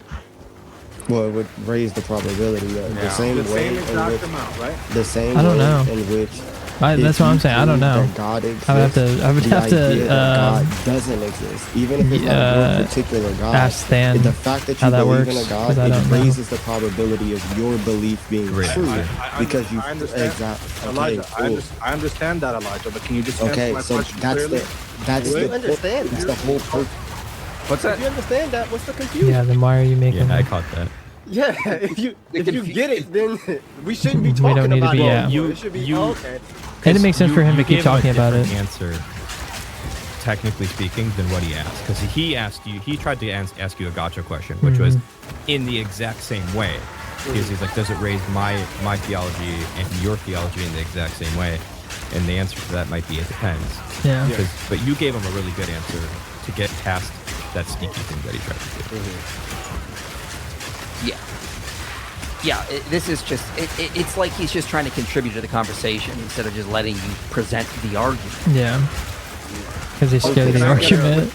I genuinely do think he was terrified of the multi-personal argument. He's terrified, bro, because it just proves Unitarianism. And that's like the biggest talking, that's like one of the big talking points of Islam. I don't think that he was God is one! For God is not begotten! Going through a syllogism and not being able to reject any other premises to where it concludes that God has to be multi-personal. I genuinely think he was good. Yeah, you didn't even get to present the argument. I wish I could. I really wish. Oh, yeah. I'll give you a chance here when we go through this, but let's there we go. Can I get a clear answer on this? Yes, I already gave you an answer. I'm gonna ask it again, and I want a clear answer after, so I can make sure I clip it. Okay. So I can make sure I clip it. Very nice. Are you saying that if I make up a religion today that believes in a multi-personal God, the argument that you will be presenting will bring up the probability of my religion that I made up today that believes in a multiple or multi-personal God? It will bring up a probability just as much as it would bring up the probability of your religion being true. That's what evidence is, bro. Like, I don't. So is that a yes? That's what evidence is. So is that a yes? I already answered your question. No, you didn't. Is that a yes or a no? Is that a yes or a no? Obviously, if you believe in a multi-personal Elijah, is that a yes or a no? Oh my gosh! It's just a yes or a no, Elijah. Yes, if you are raising the probability. Again, everything he does is just to clip farm. He clip said farm your is full cringe. name, and then he wanted a yes because he's like, I need to clip this so that I can show my followers on TikTok. I'm smart. He admitted it. He said, I want you to say this so I can clip it. Yeah. And then you go on and asking the same question because you just wanted in a format that's going to look good. Yeah. So, can I Cringe. ask a clarifying question quick, Elijah? Because he's asking if there's going to be an equal distribution in the probability between his made-up religion and Trinitarianism based off of your argument. You're not conceding that. Because previously you alluded to in the same way. Basically, you're just saying in the same way that, like, if you prove theism, then all these religions will get something. Yeah, but that's not necessarily going to be an equal amount. Yeah, no, exactly. That's all I'm saying when I say in the same way. He's trying to just be sneaky and say, oh, now my made up religion is also true. But all I'm saying is that obviously there's only, which he granted, there's only one religion that worships a multi-personal deity, which is Christianity. Oh man. Which he granted. And he's saying, well, if I make up something that believes pretty much in the same thing that Christianity, can I also use this as evidence? Hello. Yes. And the answer to that is obvious. Like, yeah, you obviously could use that as evidence, but that doesn't then make, your made up religion true, but there's going to be other factors there, right? Right. So yeah, there's tons of ways to parse that out. I was just curious if you were doing an equal parting there or not. It's all about evidence. Like, for example, like Jesus existing can be raised. It can raise the probability of Islam and Christianity. I'm doing that because I need more cold resistance. Okay. Little, not a lot, but it's a starting point for these. And then we go into other things that's going to raise or lower the probability. This is just one thing that would raise the probability of Christianity and another religion if they worship the multi-personal God. No one in probability theory would challenge that, except Libiano for some weird reason. Then obviously that's evidence. So then I'm not interested in that. I want religion. I want evidence. You're not interested in the evidence I presented because you're scared of the evidence I presented. Basically, you're scared. That's exactly why I'm clarifying. Crazy. You're not clarifying. You're not clarifying. You're just moving a goalpost, and then you're getting. I'm panicking so much. He's literally panicking. Yeah. So Elijah Johnson, I'm just clarifying for you now that I'm not interested in that, if that's what you mean then. I'm interested in any concrete evidence that would bring up the probability of Christianity being true in a way where I would be able to discern Christianity. Now you're adding more factor and criteria to the as being more likely than any other hypothesis that explains them. You're adding more. You're adding a bunch of more nonsense. Yeah, obviously the fact that God is necessarily multi-personal. So we already just went through how that's useless to today's conversation because that's not because he disregards that evidence just because that's why his claim is it's useless. Can you stop cutting me off? Thank you, man. So wait, is he asking in this question? Is he asking for you to give him one piece of evidence that just does that? Completely overturns the probability? He's asking. Honestly, I think he's saying I want evidence, but actually I just want something that demonstrably just proves. I think after I level up, I'm gonna play a game of TFT. But only while watching this. Things that I want you to say. I want to play a game of TFT. I feel like TFT allowed me to play like really. Actually, I don't know. I don't know if I'm gonna. I don't think he's comfortable. I'm just keep playing this actually because I haven't tested it and I don't want to deal with it. I need you to show me, and then he lists. I tested this and it works, so we're just gonna keep playing this. So I picked the first one, which is why I ended up running the second argument. Well, no, it's like he agreed evidence is something that would raise the probability. Yeah. You're giving evidence, and he's like, "Well, that's not evidence." But he already agreed that is evidence. It would raise the probability, but now it's not evidence all of a sudden. Yep. Like magic. that Dawa magic. So, like I said, it would be useless if it would bring up the probability of Christianity being true just as much it would bring up the probability of a religion that I make today just on my own that believes that God is multi-personal. I'm just not interested in that. Do you have any concrete evidence that proves the central doctrines of Christianity, namely that a dying, rising Savior, man God, died for our sins, that the Gospels are authority? Notice the shift now. Yeah, now that's it's evidence that has huge to major prove shift. Christianity. Originally, it was, is there evidence? He says there's no evidence for Christianity. Yeah. Now it's shifting again because he realized I'm caught. I agree Yeah, that I have this to is make evidence. It more would raise the criteria for probability. my So now I'm going question. to shift and pretend the prompt was evidence to prove Christianity. Mm-hmm. Playing word games. Mm-hmm. Exactly. Authoritative, the word of God. Okay, fine. We are saved real by quick, grace through faith. And we can move. Yeah, what's up? So the Dude, there's first so thing many- that he says, so and many- this is important because a lot of the Muslims miss it in this conversation, is that he says, I'm looking for evidence that would prove Christianity. And the first thing that he says is the need for, a God man, pretty much. So if you can prove the need for a God man, then, okay, he just said that this is evidence that would prove Christianity, which is the reason as to why I end up running the second argument. That's another argument that you're going to run? Yeah, because you'll see. Oh, we can move on since you're scared of. What's up? Nothing. Keep going. Oh. Yeah, since you're scared of that. Whatever, I'm scared. So do you have any Yes, evidence? that's why he had to move to a different argumentation. That's why he had to add so much more criteria to his question. So yeah, we didn't even get to present the argument there. It's like, so what? You give you a chance here. Go and present the actual argument here, so people can use it on him, since he doesn't want to hear it. So I'm gonna figure out how to make it a little simpler. But the argument for God being multi-personal, necessarily, I use an argument from goodness, from God being good. And I got it from Saint Bonaventure. In his work, he has a work on goodness. But pretty much what you can see is that the good, this guy's the Catholic. concept of a good across all major philosophical frameworks, it entails a communicative nature. But he was mentioning Thomanism. It has to be capable of being shared, received, or participated in. So, just in simple terms, right? However you define good, if you define good as pleasure, like hedonism, right? That entails self-communication. This thing can be participated in some way. If you define it as desire, that entails self-communication, right? It can be participated in some way. Perfection, utility, that means that it can be participated in. So no matter really how hard, even if you do the form of the good, what Plato says in Platonism, is the good that which gives truth to being. You get words like that when it's talking about good. It's always this thing that is self-communicative, right? It's participated in. So, if God is the supreme good, then the supreme good must be essentially and perfectly self-communicative. And just to spare time, this can't happen externally, because otherwise God would depend on things.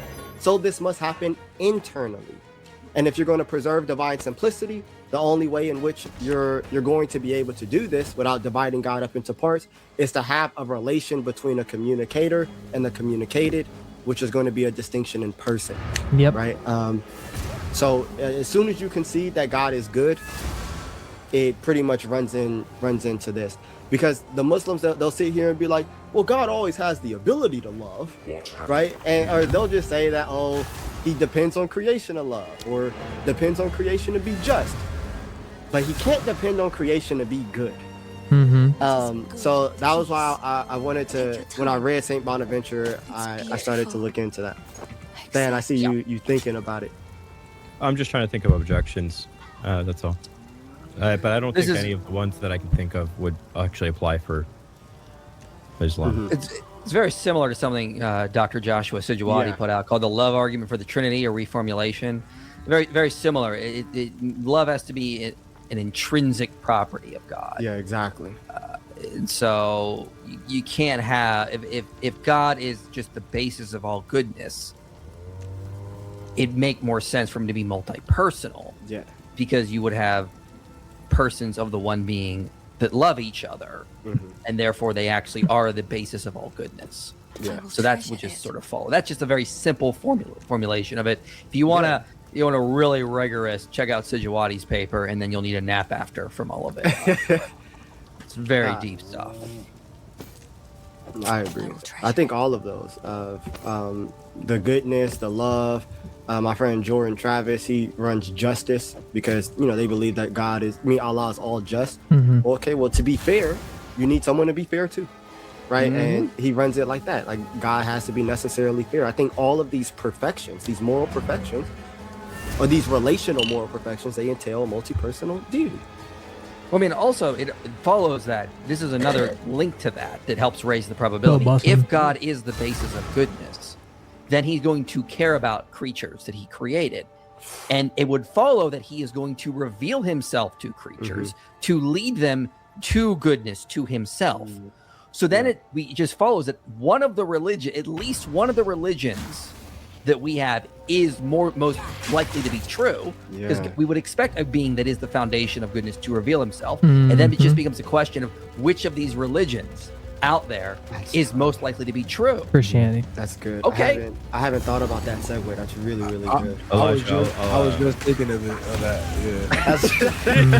That's who I got it from. Avery and I were one night. We were out. We were smoking a pile of weed, and then he was like, "Listen, I got this argument." Elijah, let's talk tomorrow. I'll show you some really cool stuff if you want to build on this. Yeah, no, definitely. Never go full witness. That's true. Never go full witness. Wow, I like that saying. I like that a lot. Also, never go full Muslim. Don't do it. Never go full Muslim. Don't lose it. What's full Muslim? When your brain shut off, then you say something stupid and you try to play it off. Never go full Muslim. Ding-a-ling. Never go full Muslim. Ding-a-ding-a-ling. All right, we're taking super chats and then go to this. Had a little bit. He agreed. I don't that really God care is about just. the super chats, dude. I want to just see the presenting this argument, but we have to go on this. I want long to see the sidetrack argumentation. Well, when you sin, or we'll just lay it out in the syllogism form because I'm at work. I don't have that much time. So, person, I'm at work and he's cooking this man at work. It's crazy. Right, regardless of the personal loss suffered. You agree or disagree? An injury is a violation of what? A strict right, regardless of a personal loss suffered. No. An injury is a violation what does that mean? Of a lost right? Of a strict right. So, strict like, say for instance, right. Yeah, so for example, like you being the host of this live, right? When I talk over you and disrespect your space, that is an injury to the right that you have as, like, supposed to be respected as the host. That's an injury to your right, even though you don't lose anything personally, right? I wouldn't say that's the only implication of the word injury. That's not the claim. That's Who said this is the only way that this works? No one said that. No. And even if he's like, oh my gosh, bro, there's just no way. Presented a word, you define the word, you never get to use it in the philosophical discussion. Yeah. Like this happens all the time. Pause. Pause at 1:47. He literally goes on for like 5 minutes, like disputing a definition that everyone accepts. Yeah. And pause, brother. All right, I'm back. Okay. Oh, we gotta resume the video.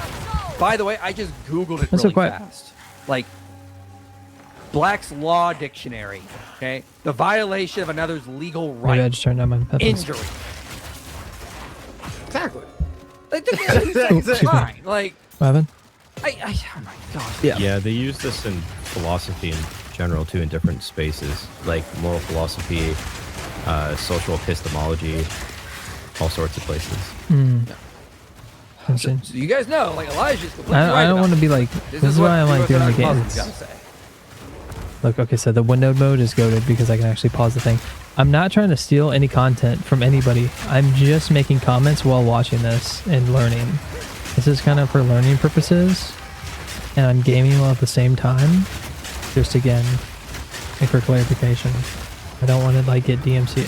I don't think they would copyright strike me because like I'm small, and I'm just like, literally, I'm just learning about their stuff, so that's why. I'm just watching God watching. I'll probably, dude, honestly, the debate review while gaming sounds pretty pog. So I think I'm gonna, I don't know, I like this format, so it's enjoyable. So if there's anything I really want to comment on, I'll pause it like this. But I don't think there's anything I want to really comment on. Not yet until I get to that full part where I'm like, oh my gosh, check out this argument. Well, I mean that was basically the argument was like, God being multi-personal is increases the probability of Christianity being true. Okay. So well, this is just premise. Let me just get this straight. No, but I don't. Now we're off into a different argumentation. That's just the definition of injury. Where he's going. Yeah, but what does injury have to do with someone's right? What do you? So I've in regards to law. So just you ask me a question. Just hold on. Yeah, I'm following up. If me and you are in war, I don't need more. Okay, and I about to have a half a gallon. Did I take away your right? No, so when we're using injury and I know, but this is the claim where he talks about war, but when you go to war, you give up your right? Because when you're in war, that's a horrible example. Because when you go into a war, you have forfeited your right to safety. Yeah. Okay. See, I've watched this before. I'm not gonna say I haven't watched this before, but yeah. I wish I would have said that. Two of them I didn't watch before. What was it? I watched this one before. I didn't watch the one where he talked to where Avery talked to the atheist. Didn't watch that one before. Yeah, no. Like this is the type of deer in headlights. I make a distinction between deer in headlights because like you're scared, and deer in headlights because you've just experienced something so stupid that you weren't prepared to answer it. Yeah.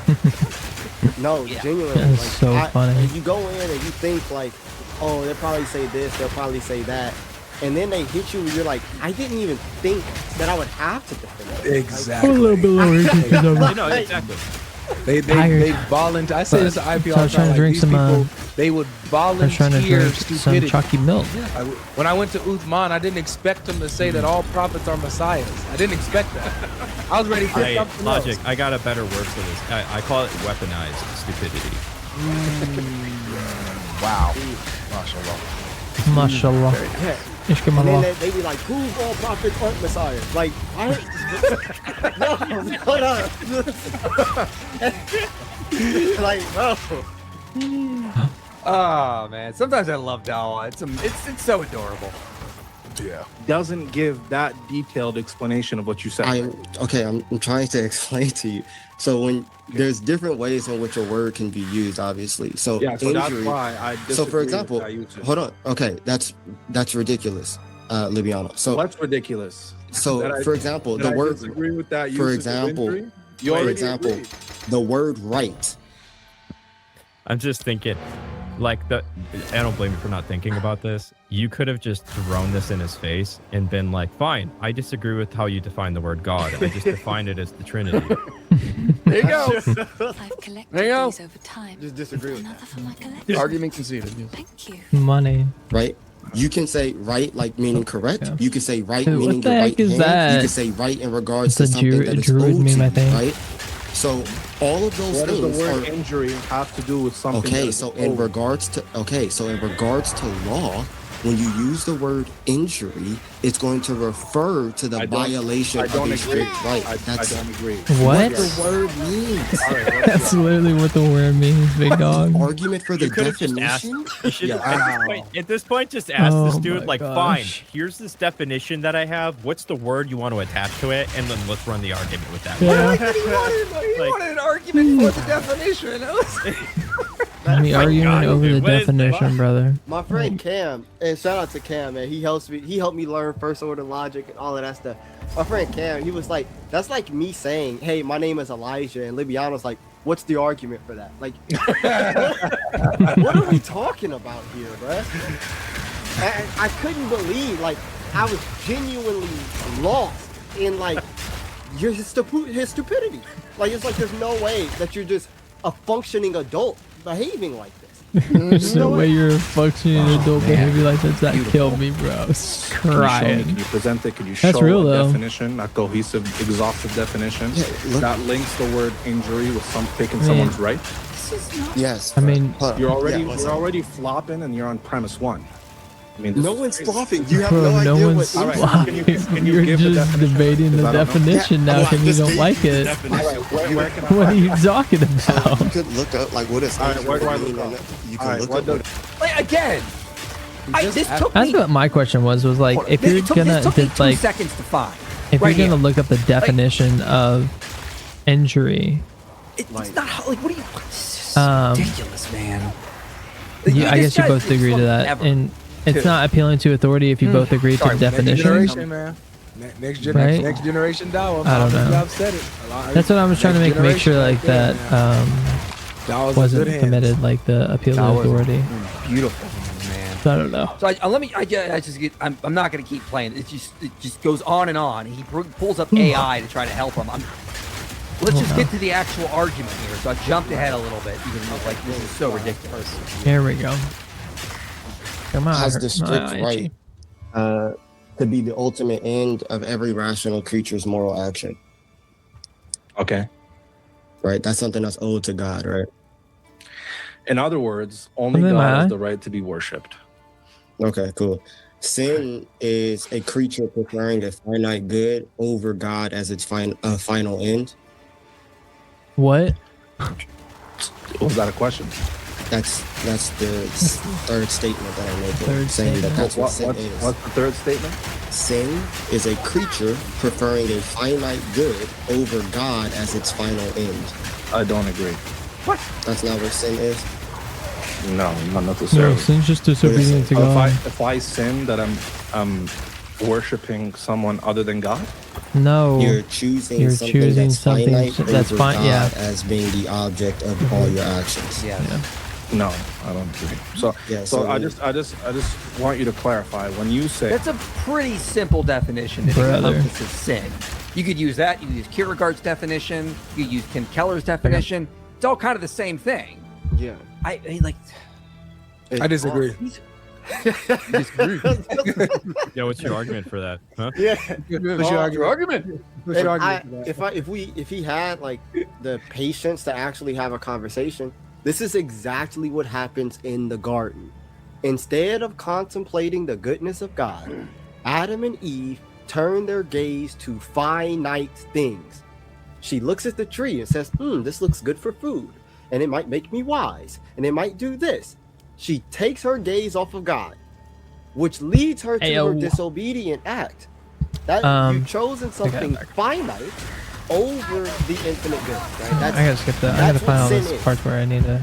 And that's what we do every single time. When we lust, when we act out of anger, we say, hey, if somebody came up to you in the midst of being enraged and say, what would God want you to do? Right? You might be like, man, I don't care about that right now. You're putting God to the side to complete some action that's finite, that really you're kind of just push God to the side to complete this thing, whatever your desire is. You're putting something finite over an infinite God. Building your identity on anything else but God. When you take a good thing and turn it into your ultimate thing and put it before God, that is sin. Yep. So that includes breaking God's law, but it's more encompassing because it captures more of the psychology that's happening there. Yep. So I mean, this is not complicated stuff. Nope, not at all. Are there any Islamic definitions of sin, or like any Islamic scholars that try to define it? Maybe something to look into. I've not looked. He's gonna just say it's breaking God's law. Yeah, but that's literally what we said. Choosing something finite over God as the what did you say again? If you choose God 100%, if you choose God 100% of the time, would you ever sin? Yes. No, you wouldn't. Exactly. So sin is when you choose something other than God. Yeah, but when you choose something other than God, doesn't mean that your all your acts are terminating, or all your moral acts are terminating on another thing preferable over God, right? No, if you choose anything, all it says is that sin is a creature preferring a finite good over God. Right? Okay. Sin is to disobey God's law. Yeah, that's when you don't. Yeah, that's what he just said. So let's just leave it there. Post too stupid to understand big words, so he has to just do simple things. Idiot. This is like the little kid that wants to contribute to the conversation. Right. It's like you're doing so good. Yeah, that's exactly what we've been saying. Thank you. Yo, this stream is reminding me why I'm not talking about this for a little bit, bro. This. Oh, are you in the same spot I am, bro? Like, I might be getting there because right now. Yeah, I'm having a little bit more fun with the heritage, Christian heretics. You know, this is. I've been having fun pushing miracles to skeptics. That's fine. Elijah and I will handle the Muslims tomorrow. David Wood and myself will be on this channel. We're going to do a call-in stream with Muslims who want to come and present evidence Muhammad is in the Bible. Oh, man. So that'll be happening tomorrow. You guys take the break. I'll handle the Muslim. You're going to have to remove my news. Yes. God obligates you to do. When you disobey, you're choosing something other than God. Well, That's what disobedience is. whatever disobeying entails, let's just leave it at disobeying God. Continue. That's what's it. So therefore, sin violates God's strict right. Right? Yes, I agree. Okay. So the gravity so of violating... you could have just said sin is when you disobey God. He literally said that. How dare you not word it the way he wanted to?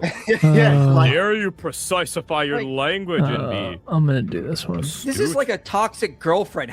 Why were you not thinking what I wanted you to, what was in my head? Like, you should have just worded it that way. Like, man, ridiculous. You could have just been stupider. So funny. In this argument at all, this is amazing. So you haven't even given an argument. The gravity of a wrong is proportional to the dignity of the person whose right is violated. Yes. Sorry, say that one more time. The gravity of a wrong is what? The gravity of a wrong is proportional to the dignity of the person whose right is violated. Yes. I don't know what that means. Oh my gosh. When you pause again. Okay. Wrong someone, right? Like, say for instance, you're in Canada, right? I don't know what you guys have, like prime ministers or something. Yeah. So like, if you go out and you're spreading dollar or whatever, and like you just got into a confrontation with whoever you guys got into a confrontation with, yeah, right? You don't go to jail for that, right? Because the dignity of the person that you wronged isn't as high. But say for instance, if you got into a confrontation with the prime minister, right, you might go to jail for that because the dignity of that person is a lot higher. Does that make sense? Okay, sure, I'm following. So what are you defining again here? Sin. So that all I'm saying is that the gravity of a wrong, like the weight of a wrong, is going to be. So if you harm a dog, it's not like harming a human being. Yeah, but the difference. All right. So you could have just said that, bro. Oh my God. All right. Let's but it's Elijah, you're supposed to know a what dog he's thinking and say that like, instead. they don't have the same your nature. own analogies. You were to read his mind. You Right? use the analogies he wants you to use. Like a toxic girlfriend. It's ridiculous. And the purpose of that analogy... Just like, can you dumb it down for me, please? Yes, but exactly. But the thing in my analogy is showing that, okay, you guys may be equal, right? You're not equal with a dog. Yeah. Right, but you guys may be equal in regards to nature, but the dignity of the person who you are offending, the gravity of your wrong is much greater because of who you are offending. Exactly. Right, you're not on the same level as a dog, you're like at all. So, but when you go against the king, when you go against the president, when you go against a prime minister, a police officer, it's a different weight. Anybody who has a right that has been violated, that wrong may be a lot more. Yeah. Right. That makes sense. Like, you know, last week when Avery lent me that 10,000, I promise I'll get you back. Well, he lent me that 10K, man. Right. If I skirt it off, you know, he might call the cops or something, and you know, we might end up in court. If I skirt off on the IRS, it's the same. It's raps. You know, the same money. The same There's little raps, dude. They're sending but everything the weight of the wrong on is you. much higher because of the one who's being offended. Yes. Versus the IRS Avery and the IRS. Versus Right? Listen, if you took $100 from the IRS, you'd be punished more than if you took $10,000. But I don't know if that's true. They did hire. Did they really go with go through hiring those 80,000 new IRS agents?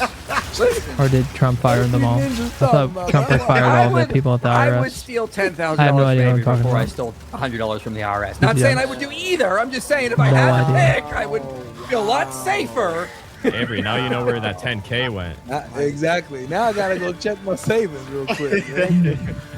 What the? Man.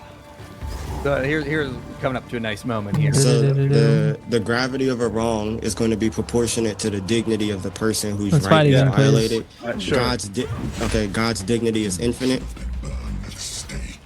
Okay. What is Hello? That his dignity is infinite. That he is of infinite worth and value. What does it mean to be infinite? What does it mean to be infinite? To not be finite? What are you talking about? What does it bro, mean? You just don't know what anything means anymore. Like that was so funny to me. Bro said, "What does infinite mean?"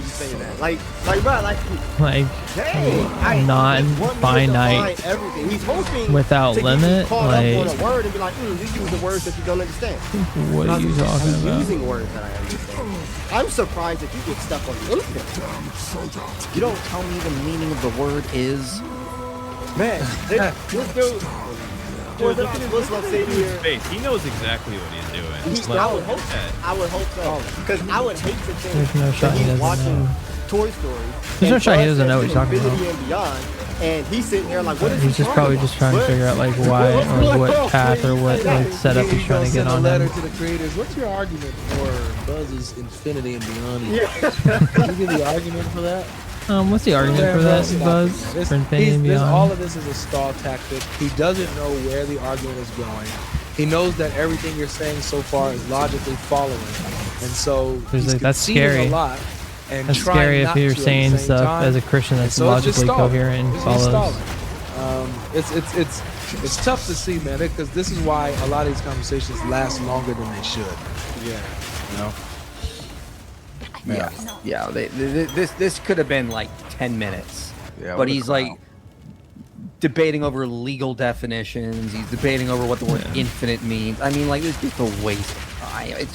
It's unfortunate because the argument is really interesting. Do you want to cover it a little bit more here without being interrupted about what does infinite mean? Yeah. So I think I'm gonna finish with this. We define injury, right? And I'll be very quick. So the gravity of a wrong is going to be weighed based on the dignity. Because of the I've been presented with this argumentation. But God's dignity is infinite. So easy. the injury of sin or the weight of sin against God has infinite weight, pretty much. Now, proportionate satisfaction or proper satisfaction, pretty much, has to be equal to the weight of the injury it repays. But the injury of sin, or the weight of sin, is infinite. So a proportionate satisfaction for sin requires an act of infinite efficacy. That's why Jesus had to come down, because he's the God man. Define efficacy. Yes, efficiency, right? Yeah. What's your Now, argument for that? Man, We've not even presented an argument yet. Yeah. Webster's in Cambridge, man. Dude, I'm appealing to authority at this point, Rez. Okay. But every purely created act is finite. So a finite act can't pay for sin, right? Can't pay for this infinite weight. So no creature can offer proportionate satisfaction. Facts. Right? But an act of infinite efficacy can only flow from an infinite person. So only God is an infinite person, therefore only God can perform an act of infinite efficacy. Woo! Boy, what? Yeah. So Okay. Bad. So you mean to tell me that because of the offense, the amount of defense because of the dignity of God is infinite. Yeah. Therefore, an infinite action is required to take care of that, to cover it. Yeah. And only God is infinite to take care of that. So God is what is necessary to atone for. Exactly. Exactly. Exactly. Look at him. He's doing laps. He's so excited. Man. Come on, man. What are we doing here, dog? Exactly. He's cooking. That was a great. That's a great line of argumentation. And once you say that God is just, then You're what cooked. it means to be just is that every crime gets its punishment. But the punishment of our crime is infinite. So how is this going to be satisfied? But then you'll have that's where Muslims will stop you and be like, they wouldn't agree with. I saw the argumentation where it's like they don't agree with the premise that the punishment for the crimes is infinite. That's when you have to debate was like an earthly crime or like a crime against God. Well, you have like if you murder somebody, the just or equal punishment would be your life being taken, right? That's the equal punishment. But when you sin against God, like blasphemy, I guess they would say the equal punishment for that's death as well. How can we deal with this?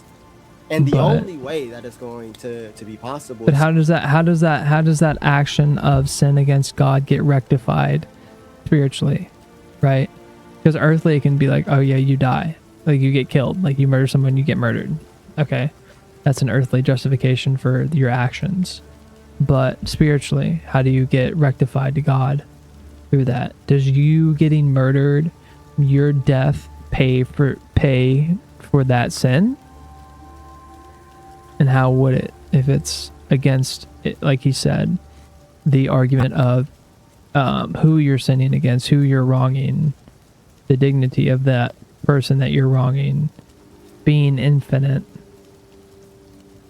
How do you rectify that? You can't.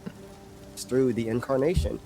Now, in regards to justice, the one who owes the debt has to be represented, which is why you obviously take on humanity. But the one who does the act has to be infinite. So only a divine person. And what St. Athanasius says is who else but the Word? The one who created us. Like, so, and he said, hey, if you could prove this, then this is a proof for Christianity. So we prove it, it's cooked. Yep. Yeah. Nice. Let's see where this led to, though. I really like this part here. Ready? Down. Yeah. Then I asked you, what does God pick out? You said the divine. Are you sweating? So did you make a mistake there? Why are you sweating? I'm sweating so hard, man. Did you make a mistake? Why are you sweating, Oh bro? my gosh, that was so funny. Man, you're just like, what's going on? Nah, bro, the knife's already in. You're like, oh, ain't no way, no. Yeah. Dang, bro. Wait, please. I know you just skipped. Please go back. Okay, one more time. Because it's in the middle of him trying to pontificate. Yeah. You know. Go ahead. Then I asked you, what does God pick out? You said the divine. Are you nature. sweating? So did you make a mistake there? Why are you sweating? I'm sweating so hard, man. Did you make a mistake there? Oh my gosh. It's Elijah, a simple conversation. Elijah, don't run away from right before I came up here, you said it shouldn't be this hard for people to defend Christianity. I brought up one argument. You got scared. Brought up the second argument. I'm giving you a second chance at this. Elijah, let's do it. Can you answer you don't have to. You said God is a person. Just so you guys know, at this point in the conversation, you were cooking him on the atonement issue. And what did he do? He shifted to logical problem of the Trinity. Yeah. Logical problem of the Trinity. As soon as is that where he's going? No, oh my gosh, I died. I'm glad that we're skipping this. Oh my gosh, I'm trolling over and over. But here, I'll explain what happens very quickly. I'm trolling. So he asked, I said, so the person of God is infinite, right? Oh, God's a person? I thought God was three persons. Yeah. I'm like, obviously, three persons, you have to be a person, right? Like, yeah. The Father's a person, the Son's a person, the Holy They're each a person. All we're talking about is that the person of God, whichever one of the persons. You were saying that God is a person of God. That's all you were saying. Yeah. And he's like, oh, so then he asked the question. Now, what does God pick out? But very vague, just like that. What does God pick out? Usually, obviously, that's going to pick out the divine nature. But so I'm like, okay, so the divine nature is a person. Now, in regards to like Thomistic metaphysics, this is not a problem because the persons are identical with the essence, right? They're just virtually distinct. So, can I show my screen real quick? I'll just show the. Yeah, just real quick. Everyone in the chat is asking you to define sweat. Can you do that for us? Because we're not entirely sure what that is. Okay. Man, droplets of fear and anxiety that exudes the body when you're getting cooked. That's it, man. Yeah. I'm not too studied on Thomistic metaphysics, so that's why I was like, this is what, that's why I was so fascinated to listen to this. You can read this in like Aquinas, but in his reply to Aquinas is a great philosopher. Objection. Very smart. Right. Hold on, my fault. I need to study more. Uncut Gym level 5, brother. Real quick, while you do that, I just wanted to have something. Hey, Pyro, why don't you come tomorrow for the call-in stream? Oh my gosh! So wait, what? On spamming this in the chat. You can debate myself and David Wood tomorrow, 3 p.m. And you can try to show us that Jesus spoke of Muhammad. We are more than willing to talk to you tomorrow. Oh my Come gosh. back tomorrow for the call-in stream. You can come up and do it, man. What are you talking about? Why are you doing this here?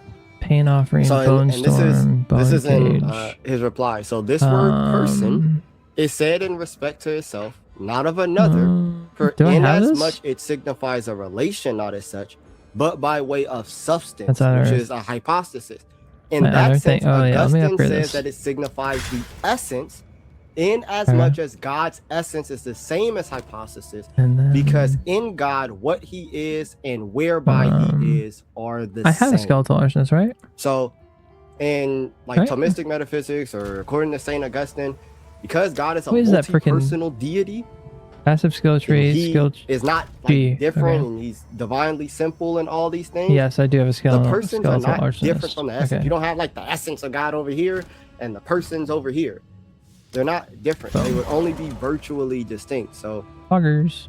Like nothing that's being said is literally contrary to something that's taught in the church fathers, or if you're Catholic, Thomas Aquinas.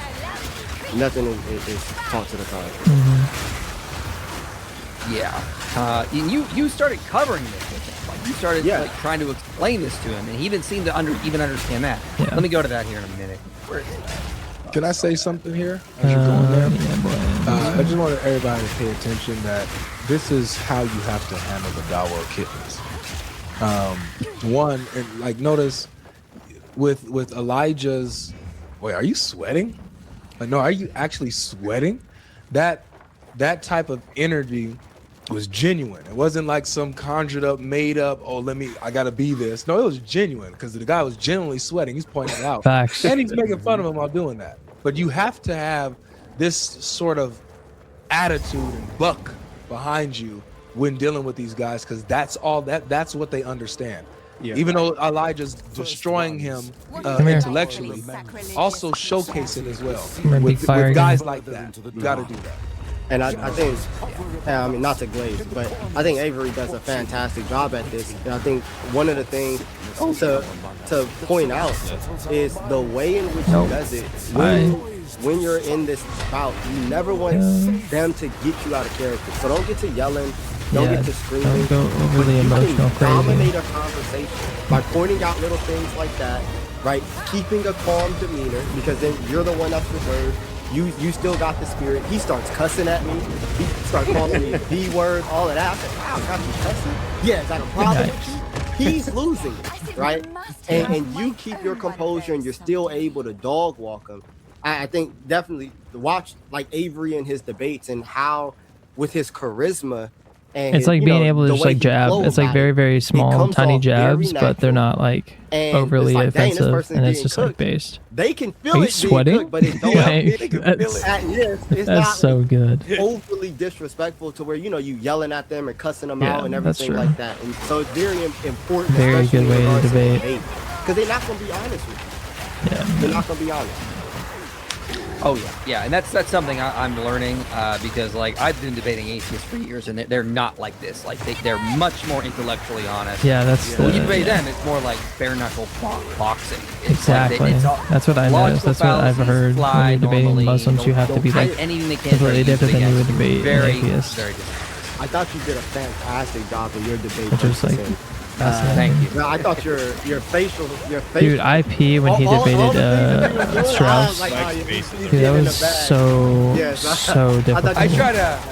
It was like legitimately difficult to watch. It was actually painful. I might do a review of that. Yeah, if I do, I might just do debate reviews like this. This is Poggers. Trying to really my absolute favorite Protestant debaters, Dr. James White. How little he knew about my gosh, bro. I can do that. That's gonna be Pog. That's right there.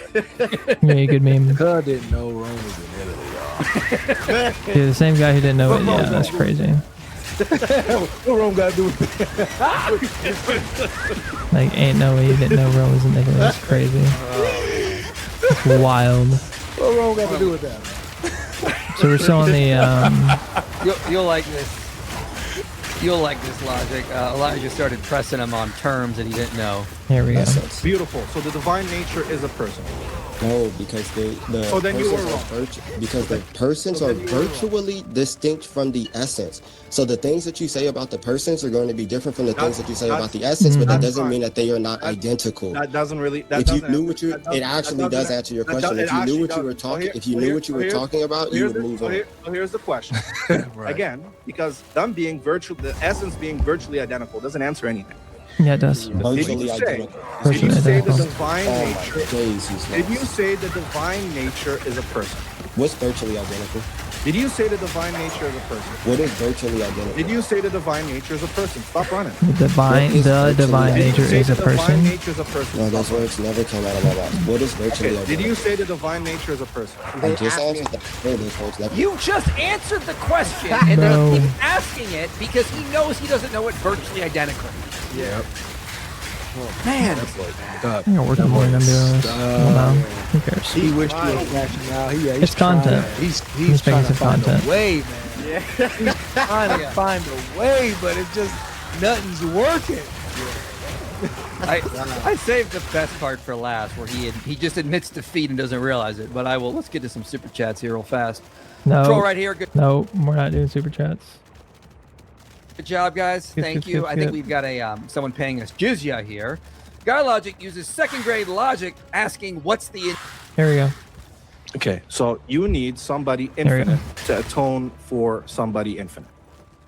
But not for somebody infinite. For someone finite. So when you wrong someone, just so you know, you were going for like 30 minutes, and this is what he still doesn't even get the argument here. If he would have not been interrupting you so much, he may have actually been able to steel man it. He can't even steel man. Dude, when are Muslims able to steal man argumentations? You need to atone. I'm just being real. Somebody infinite sin. I'm just being real. Believe that God sinned. Like no, genuinely.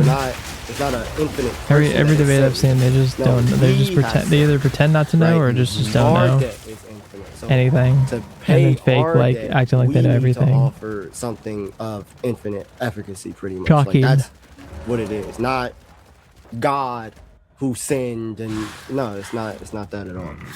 Right. One, the weight of your wrong is dependent upon the dignity of the person. God is infinite, so the weight of your wrong is infinite. Yes. So for you to pay because of the person of God, your debt, the identity of the Lord, you need to offer because we're just talking about a tripersonal being, not tripersonal, multipersonal. You are finite. So because God, wait. Because God is boss again when I'm really tired. God requires the satisfaction of all debts, pretty much all wrongs. Okay, I got you. Beautiful. So let me just grant that for a second. Okay. Can you show me that set up in the old system or in the Old Testament? Why is it that anytime that's not what we're talking about? The jerk response is just what about it? Like it's not responding to the logical argument. He's like, oh, but does the Old Testament teach it? Boring. I myself. Oh my lord. Oh my lord. Please don't remove my head. And you just want to get back to the main thing. No, this is what aboutism is cringe. Argument, dude. Like he's talking about. Exactly. What? That line of reasoning, can you show that present in the Old Testament? Yeah, man. The fact that the blood of bulls and goats and finite things doesn't actually atone for sin. Yeah. It doesn't atone for sin? Where does the Old Testament say that? Yeah, God doesn't delight in those things. things. Take delight in that, yeah. God doesn't delight? Nope. Sorry, hold on, Elijah. You said that God does not accept sin offerings from animals? That's not what he said. No. He said doesn't delight in it. You just said in order to have your sin done against an infinite being, you need an... Is this what you guys go through listening to me talk to these type of guys? Yeah. This is painful. I was in a really good mood today, man. I was too. Here I was thinking, like, man, maybe I don't need my break from Star Wars to be that long. My blood hurts. I got called a ninja by Jehovah's Witnesses the first time in my life. I was feeling good. I was feeling really good. This is painful because we all heard what you said. All of us. How many watching right now? I think. Yep. We got 2,500. Yeah. All 2,500 of us heard what you just said. And he deliberately says the opposite of what you just said. And then tries to carry. How do you have a conversation like that? You numb digger. How do you do this? Crazy word. It don't make no sense, bro. That's tough. I'm sorry, guys, for putting all of you guys through that, listening to me for hours. This is painful, man. Proceed. Infinite That killed me. offering or an infinite act of forgiveness, right? This is, brother, first of all, I'm giving you an argument based on Lord reason. have mercy. Right. And no, that's not what I said. Elijah, you're all over the place. He's literally being the most consistent possible. You just don't understand literally anything, bro. He's all over the place. Is he talking to himself here? Like, he's like, I'm all over the place. I mean, you're all over the place. Like, Yeah. Die, You can tell from the dude. beginning of the conversation, having to ask questions, and every time I said a sentence, he can never repeat the sentence back. It's like, as soon as he stops talking, he just logs out. Like, he just completely becomes oblivious, and then tries to, like, figure it out as he starts talking. I grant Heavens almighty. Okay. Let's say your reasoning follows. Okay. Your conclusion follows from the set of premises. Let's grant that for a second. Even if your conclusion follows from the set of premises. Don't grant me nothing. Does it follow or not? Yes. No. Please, decide. Saying that my argument is valid is just saying that Kill him, that my please. argument follows to where each Oh, here we go. We're getting to the final. Right. Now, I can say incorrect. We're getting to the final thing. Right, so there's a difference between a thing being Ah, he just valid, landed on all my argument guys. being That's valid, and an argument being sound. Okay, so valid just means the structure's right. It looks nice, almighty. right? Each premise Dang, follows. my if the skeletons premise are getting is true, destroyed, bro. Then the conclusion would have to be true. A sound argument means that yes, the structure right, and every single premise is true, which means that the conclusion is necessarily true. This is the hardest part, to bro. to grant something, you just saying, "Hey, it's valid." That's all you need to say. That's not what he says. So I just wanted to preface that for people who might not know. Oh heavens. It Oh, does not here he mean is. that's what is taught in the Old Testament. it doesn't matter at this point. What matters is the logical argument. That's a I'm separate gonna die. question. I'm gonna die again. Why This is where I die. shifting? It's the Dawa Yep, shift. I'm dead. Dawa shuffle at this Ah. Do you understand? You see how close so I can you get? show If I get that another your level, then maybe I can win and that. but, sound argument Valid and sound. is It's not even what a the sound Old argument, though. Testament considers. Brother, It doesn't matter what the Old Testament considers to sound. That's not the part of the argumentation, bro. No. That's not the argument. That's not the argument. That's not what we're talking about. You could. Maybe I need to get a bigger, and just skip over. yeah, skip hold on, ahead, hold on, like, my phone's change gonna a bigger If I flask. was on 1%, glory be to God, it didn't die right here. That would have been bad. Okay, cool. So pay attention.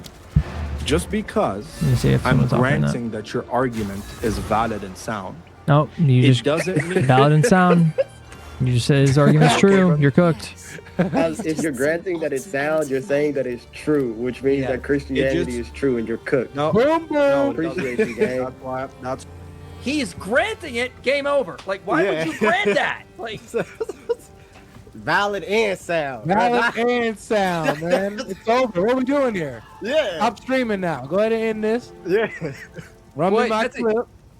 Avery, that's exactly what he said. Listen. That's why. Appreciate you, bro. God bless you. Are you gonna listen or you gonna I just said Hey man, you Christianity's spreading true. the gospel every day. You go ahead. You just proved Christianity true. Amen, bro. Are you gonna I run away? Amen, appreciate bro. you was a good interlocutor, bro. Are you gonna run away, Elijah? That's exactly what he did. Yes. Dang. Bro, that's exactly what I would have done, bro. I would have said, hey, man, good job, man. Hey, listen, thanks for having me. Thanks for spreading the gospel, man. You did excellent here, man. Keep it going. Oh, man. Honestly, hey, everybody support the Dawa, man. Shout out Liviano. God bless. Oh, my gosh. That's excellent. Woo! When did the transmutation chart even get made? Man, they something, ain't they? Do I have it? Granting that it's sound and valid. I was like, are you kidding me?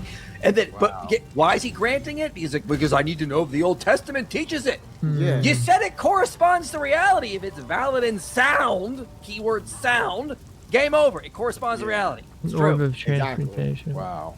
I asked him. I don't know. Do Let's you know figure what it out. sound means? He said, yeah, it means that it corresponds to reality. I said, oh, so it's true. That's exactly what corresponding to reality means. Yep. So, bro, you're just saying it's true. Like, all right, bro, get out of here, bro. Wow. So okay, cool. Run away. You just said, hey, everything that you said is true. But cool, what that mean about Christianity?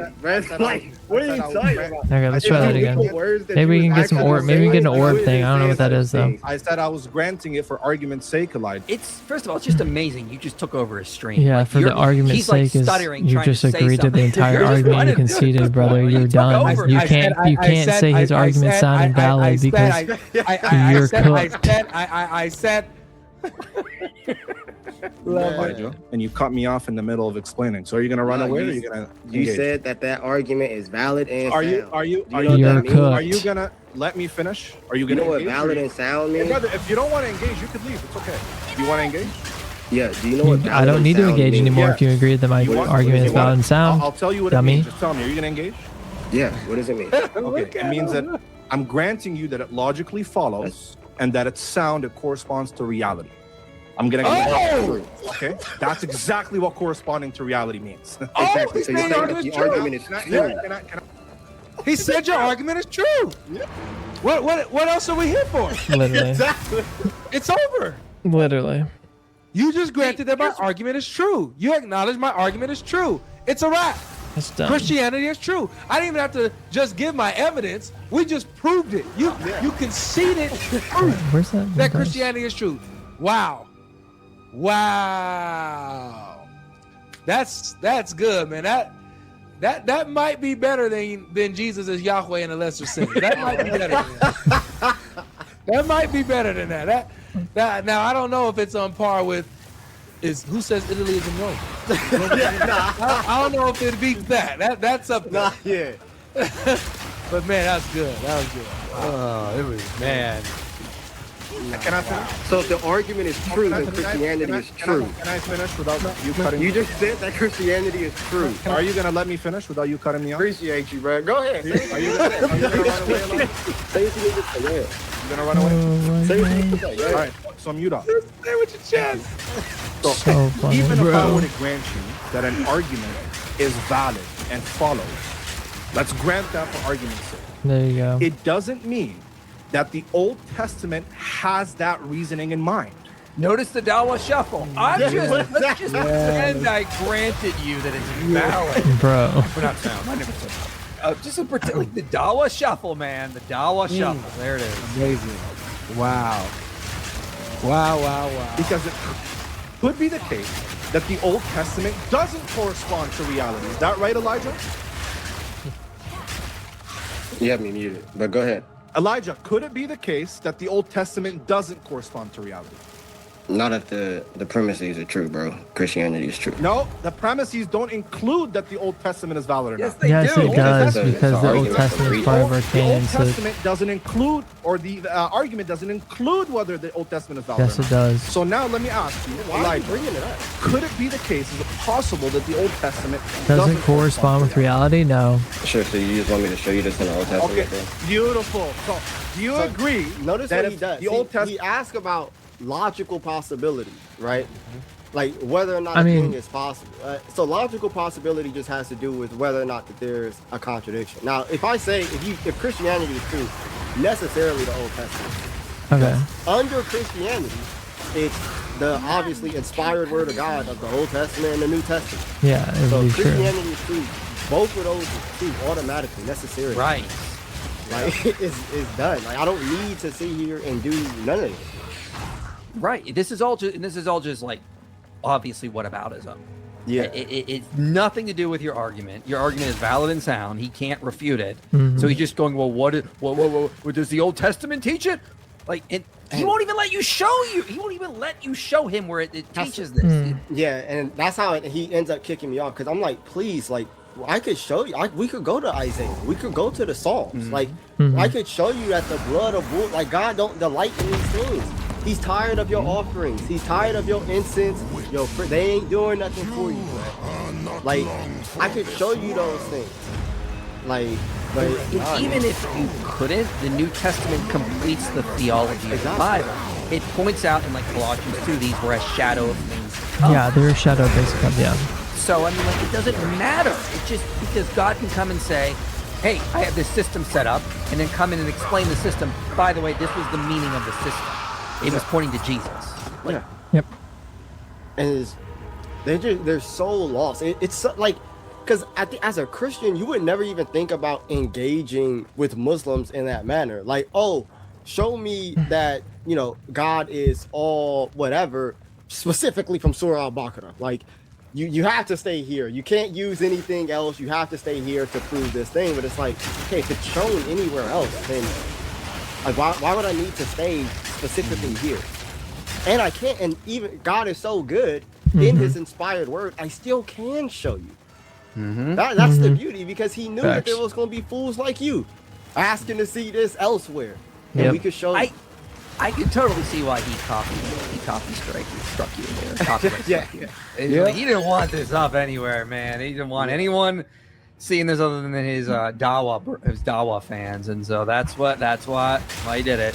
But just so you know, this has just got you a little more famous, because before this stream you were at 7,000. You were below 8,000 subs. Now you're over 8,000. Insane. Oh my days. Well, let's see if we can get that higher, man. Everybody, his YouTube handle is in the title of the video. So all you got to do, make sure you reload your page if you haven't done that yet. Reload the page. His title's in the if only this was cold resistance. In the title. Just click it. If only these were cold resistance, that would be so massive. His recap of Orthodox Muslim suing him or dropping a copyright strike. Go watch his video. I need to check how much more money Avery got from his GoFundMe when he reopened it for supporting his lawsuit against Muhammad Hijab.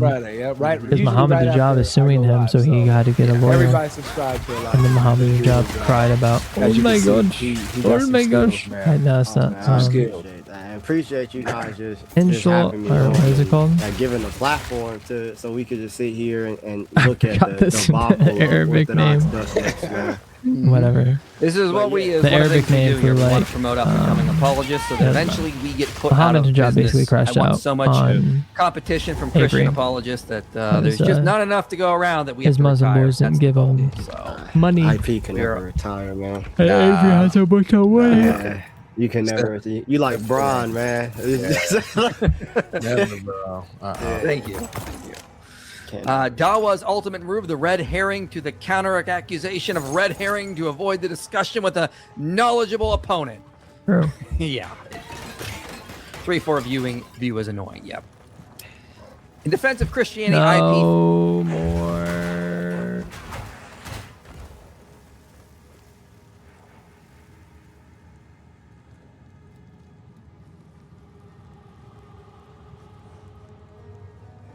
Okay, so that's basically the end of it. How long have I been recording? I've been recording for oh my gosh. I've almost been recording for 3 hours, brother. I'm so cooked. Alright, anywho. Thanks for watching, guys. Let me know. I'm gonna try to figure out all the different games I can do with this. I think Path of Exile is pretty good. It might be a little bit too edgy. It might be a little bit too gory. To, be like, hey guys, I'm playing a game while I study Christian apologetics. So, I don't know. It might be a little bit too gory and too, I just don't, like, I know some people are like, oh my gosh, you're, like, doing spells and stuff. I'm like, bro. It doesn't have, like, an effect on me in sense of, like, I don't have conviction of this.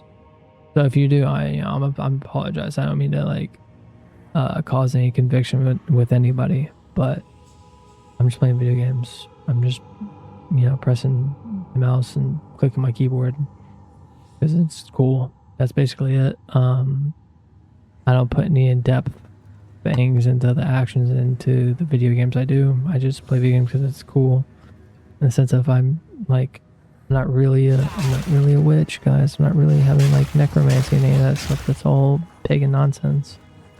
I'm just playing a video game, and this is the character I have. So,